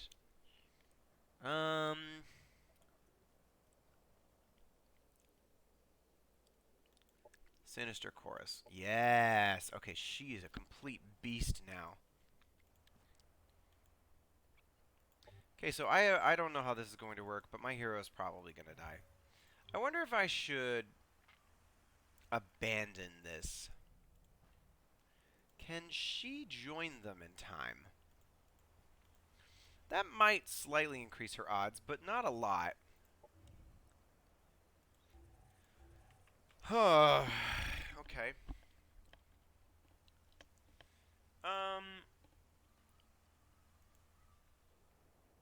So here's what I'm gonna do. He has a tank. Oh no, it's not. It's a prospector, which is like a tiny little. He also has psionic resistance. Got it.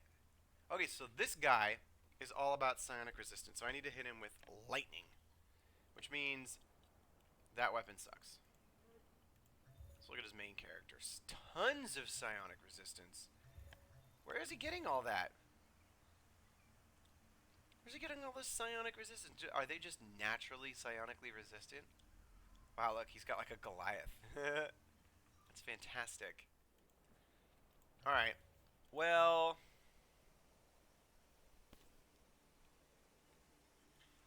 I guess... 12 damage. we're gonna swap to Din Din, which is kinetic.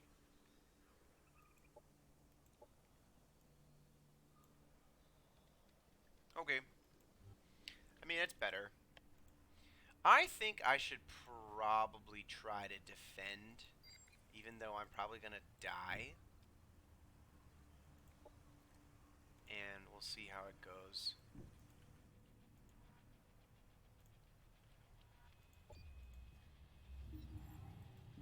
And oh, ran her in time.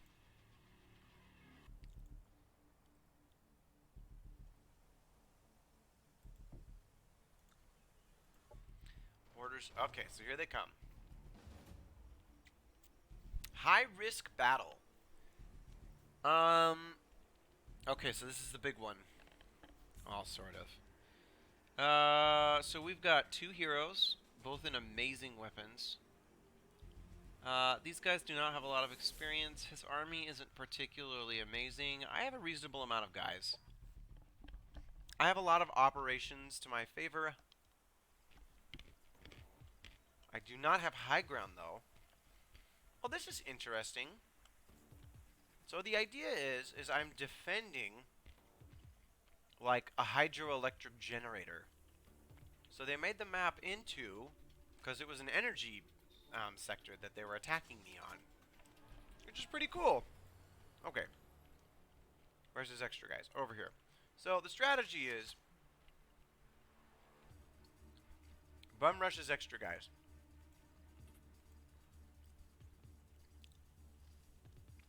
This lady's got psionic damage. Okay.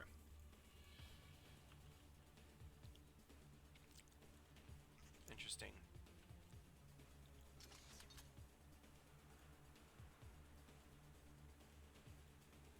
And what is this? This is my runner. We'll send the runner over there. I'm going to try to kill these guys before these guys can reinforce, and we'll see how well that goes. I'm also going to try to use this unit to fly in and cast defensive mode. Which creates a barrage field around it. And that's not particularly helpful. No one else can reach where it is. Okay. Bring you down here. And we'll bring you... No. No. What is this? Obstacle. Okay, I guess I don't care. Oh, guess I got a little too greedy here.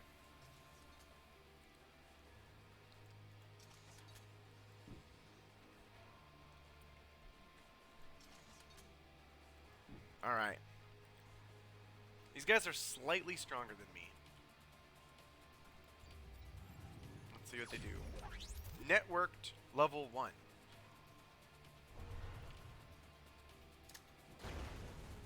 Toss bomb. Defense mode cancelled. He summoned some flying units. Repair drones. Interesting.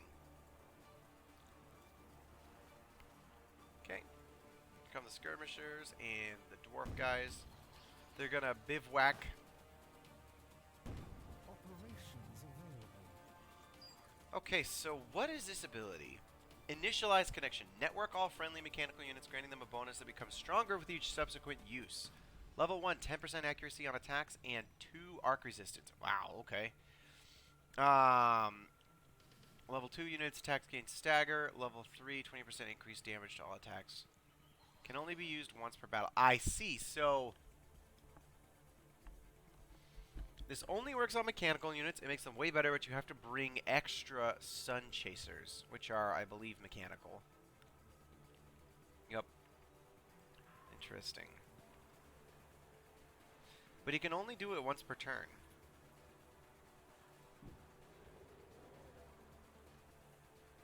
Interesting. That's not very much damage. Okay.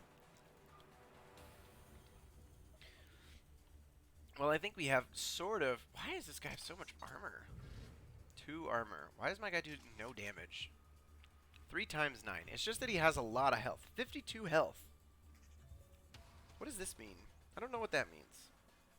Explosive attacks now have a 4 explosion strength chance to apply blinded. Interesting.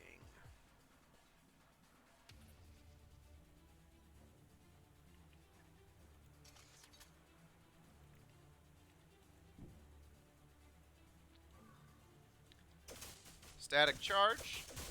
Oh, yes.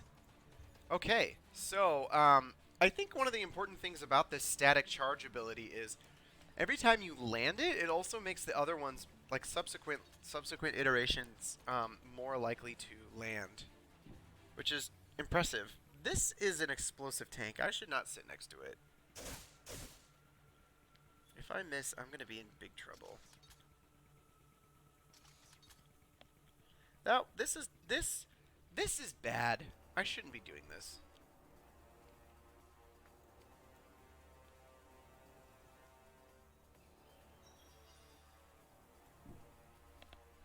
There's a lot of explosive things around here.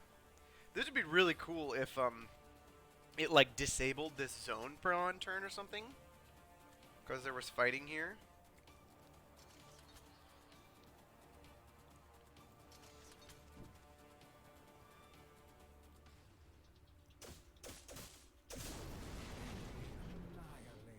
Cool. Alright, well, I'm going to have this guy go here, and I'm going to go into defensive mode. And I'm going to have this guy overwatch that direction. Who can still act? Alright.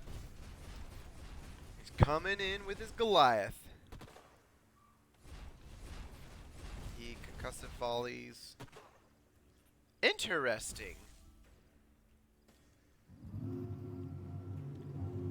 So the concussive, I think, takes away all my actions for the next turn.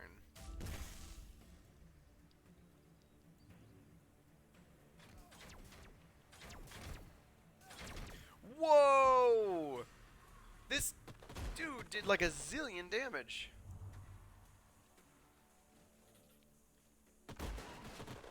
Oh my gosh, my hero's almost dead. Oh, please don't die. Fortunately, all of his units are now melee.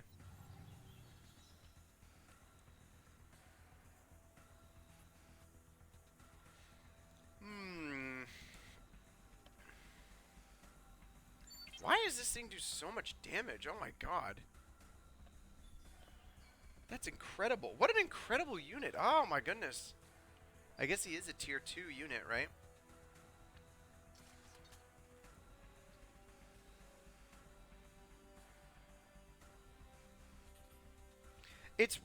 So I'm kind of in a tough spot here because I want to go for the heroes because killing the heroes is good, obviously. Oh, while I'm at it, let's arc discharge.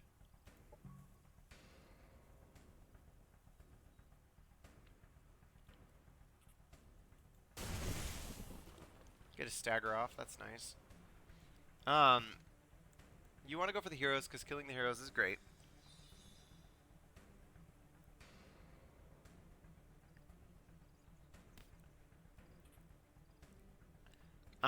But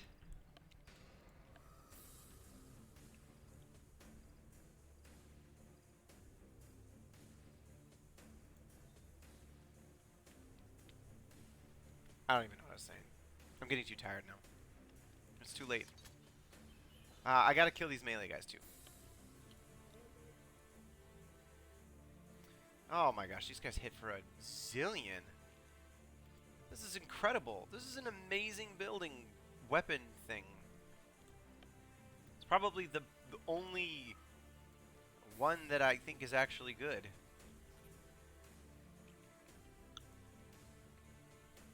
And this guy is going to wreck me.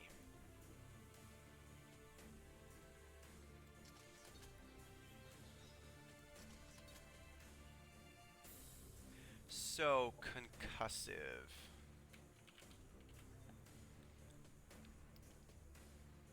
This unit cannot use actions or movement. Okay, so they're just stuck for one turn. Okay, whatever. Wow. Okay. Apparently I do a lot of damage to this guy. That is a big deal. What is this guy's damage? 17? Repeating? Oh my goodness. And he's a tier 1 unit. That's incredible.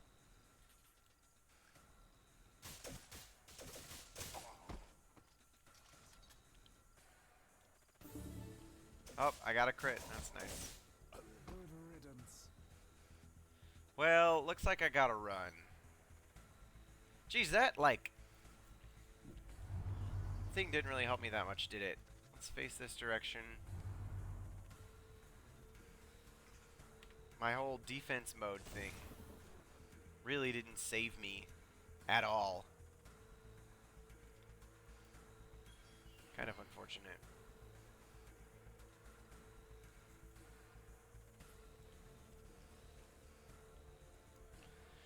I need to send this girl in to go do some melee attacks, so I'm just gonna do that and hope this works out great for me.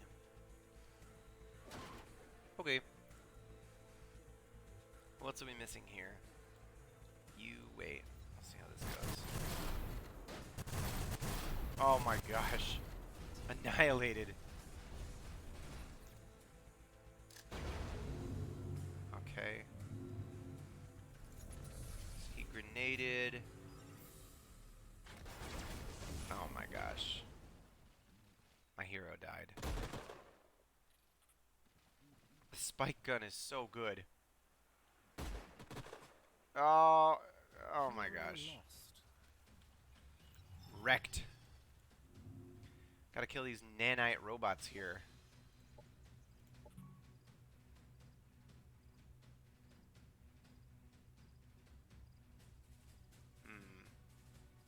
This doesn't do that much damage. It does trigger stagger though, so that's something.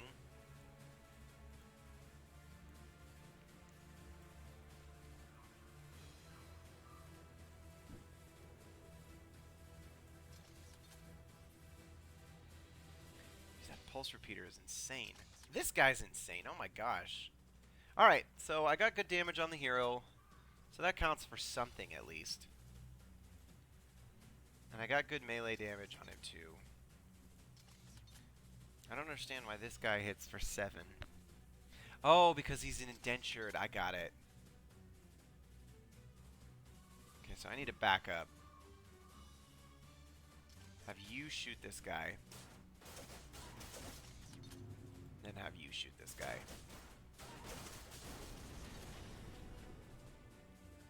What? What happened? Did he like... He like came out of it. Now, his machine like broke down and now he's just allowed to be. What? That's a big deal.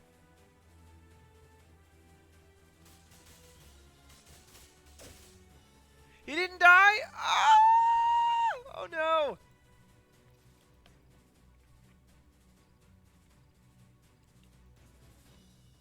Well, I could shoot him, but then I lose my Overwatch. I mean, ugh.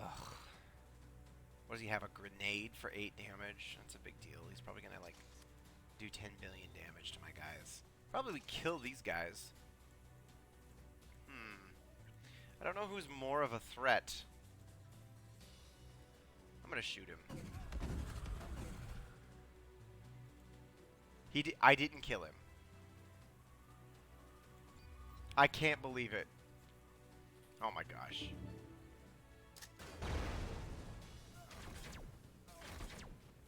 Oh my gosh. This thing is annihilating me. Alright. This Sinister Chorus is very good. Oh my gosh. Where did he run off to?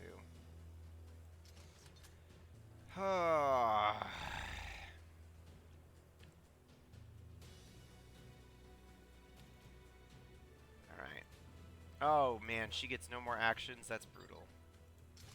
This stupid thing is just destroying me.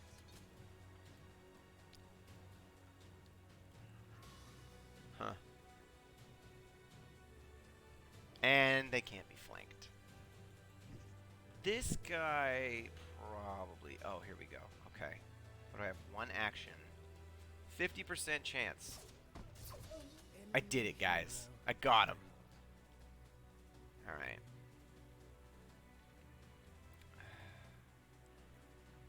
I mean, that guy's being flanked. That's nice. This Psycho hits for a zillion damage. This thing's just going to keep blasting me. Oh my gosh. She gets no actions. Why? Did she get concussed? I need her to live. Okay. So if I diversion projector, I blind her and my own guys. Or I could stagger them, I guess. With arc discharge. Impact stagger.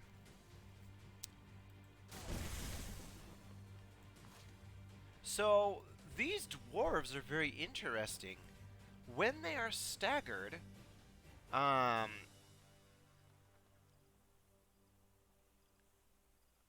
they do not lose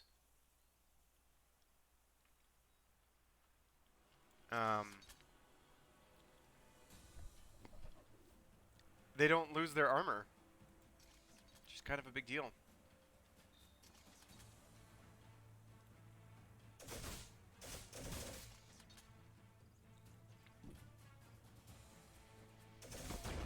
Enemy killed. Enemy down. Bop! Well, at least they're still alive for now. Oh my gosh. Machine gunned down. Okay, so he's gonna die that way. Destroyed. Oh, my hero is still alive.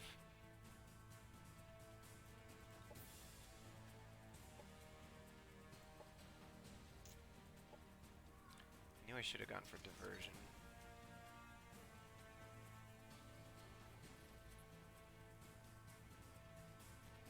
Well, let's see. Let's just do another arc discharge. I'll just keep doing that, I guess. I think the stagger...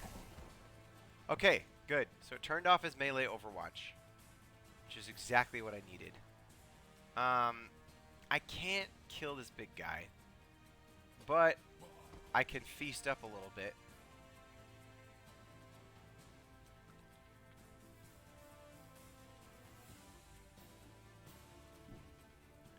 And we'll go over here, and we'll try to finish this guy off. And we'll miss. Enemy Feast.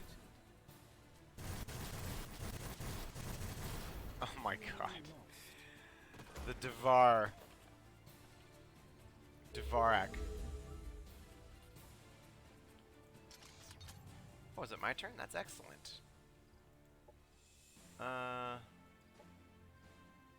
Select. Cancel. Alright, here's what we're gonna do. We're gonna try to stack 45% in cover. So if I go here, he actually won't be in cover. Very good. Alright, and oh, I got a crit? Oh my gosh.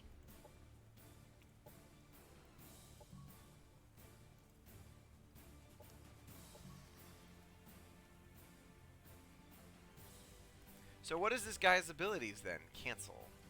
So he has a grenade, disrupting hack, deploy repair module, and grenade.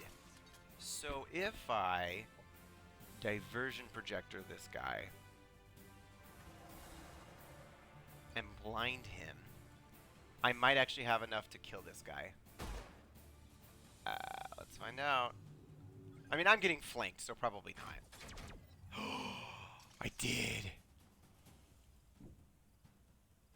Oh my gosh. Okay, here we go.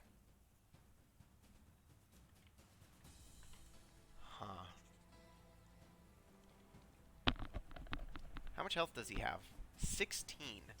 I hit for 11? So I could definitely kill this guy. What? Except for not? Ugh. He survived with 3 hit points. And I'm going to get spike gunned.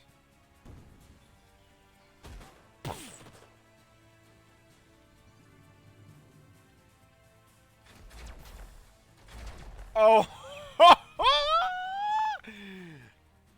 The legend. The legend continues. Alright, so I have 3 shots at 45%. That's like almost a guarantee, right? Alright, let's just do it.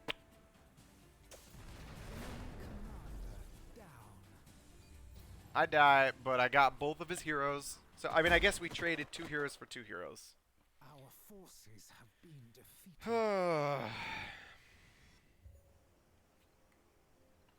Well, that was tough. Those heroes were decked out, too. So there is a way to resurrect them later. It's just not for a while. What is this guy? Why is this guy not modded?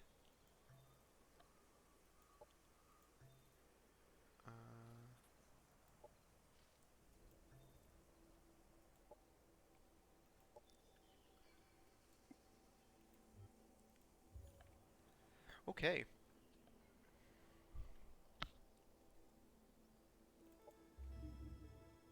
We'll build an enforcer. Where's my main army? Operations available for priming.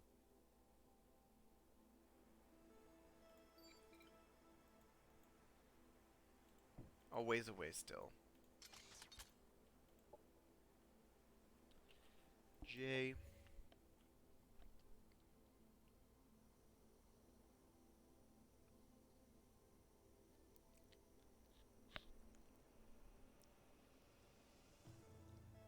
I guess I'm just gonna work on the spacer vehicle parts. What do we got? Elena Cherkov, enter a war, kill 6 units. Oh, that's me! Oh, 2 people can complete it simultaneously. So that's where my guild assassin came from. Got it. Incoming communication. Okay, cool. Empire task completed. Got it. Alright. So that is now disconnected. I don't know what that means. End turn. We're gonna find out, though. I'm assuming he's going to, like, try to raise this sector or something. And that's the thing. This guy is invisible. That is dope. This unit is extremely strong. Information control. So we've got hackers and the Hasher SMG. A hero equipment. Gaining complete control and entering a world where thoughts, programming, and computations are the same. I don't know what SMGs are like. They seem to have reasonable range. I guess they have better damage. 11?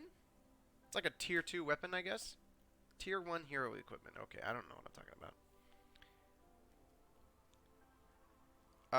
Okay.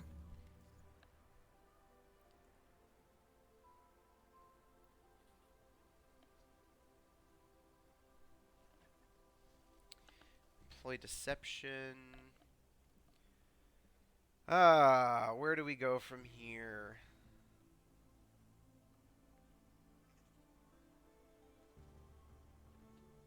Network link, tier 2 specialist, defensive turret, resets. I don't know what that's doing. Oh, this research tree is deep. Okay. Alright, well, God, what are we sitting at? 4 hours or something crazy? Okay. Alright, I gotta call the streamer. It's been so long now. 4 hours is too long. So I'm gonna save this, and I'll pick it up on another stream someday. Womp.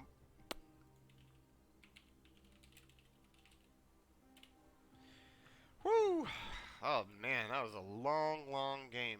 Alright, everybody. Thanks for everybody who watched, who's watching after the fact, if that's your jam.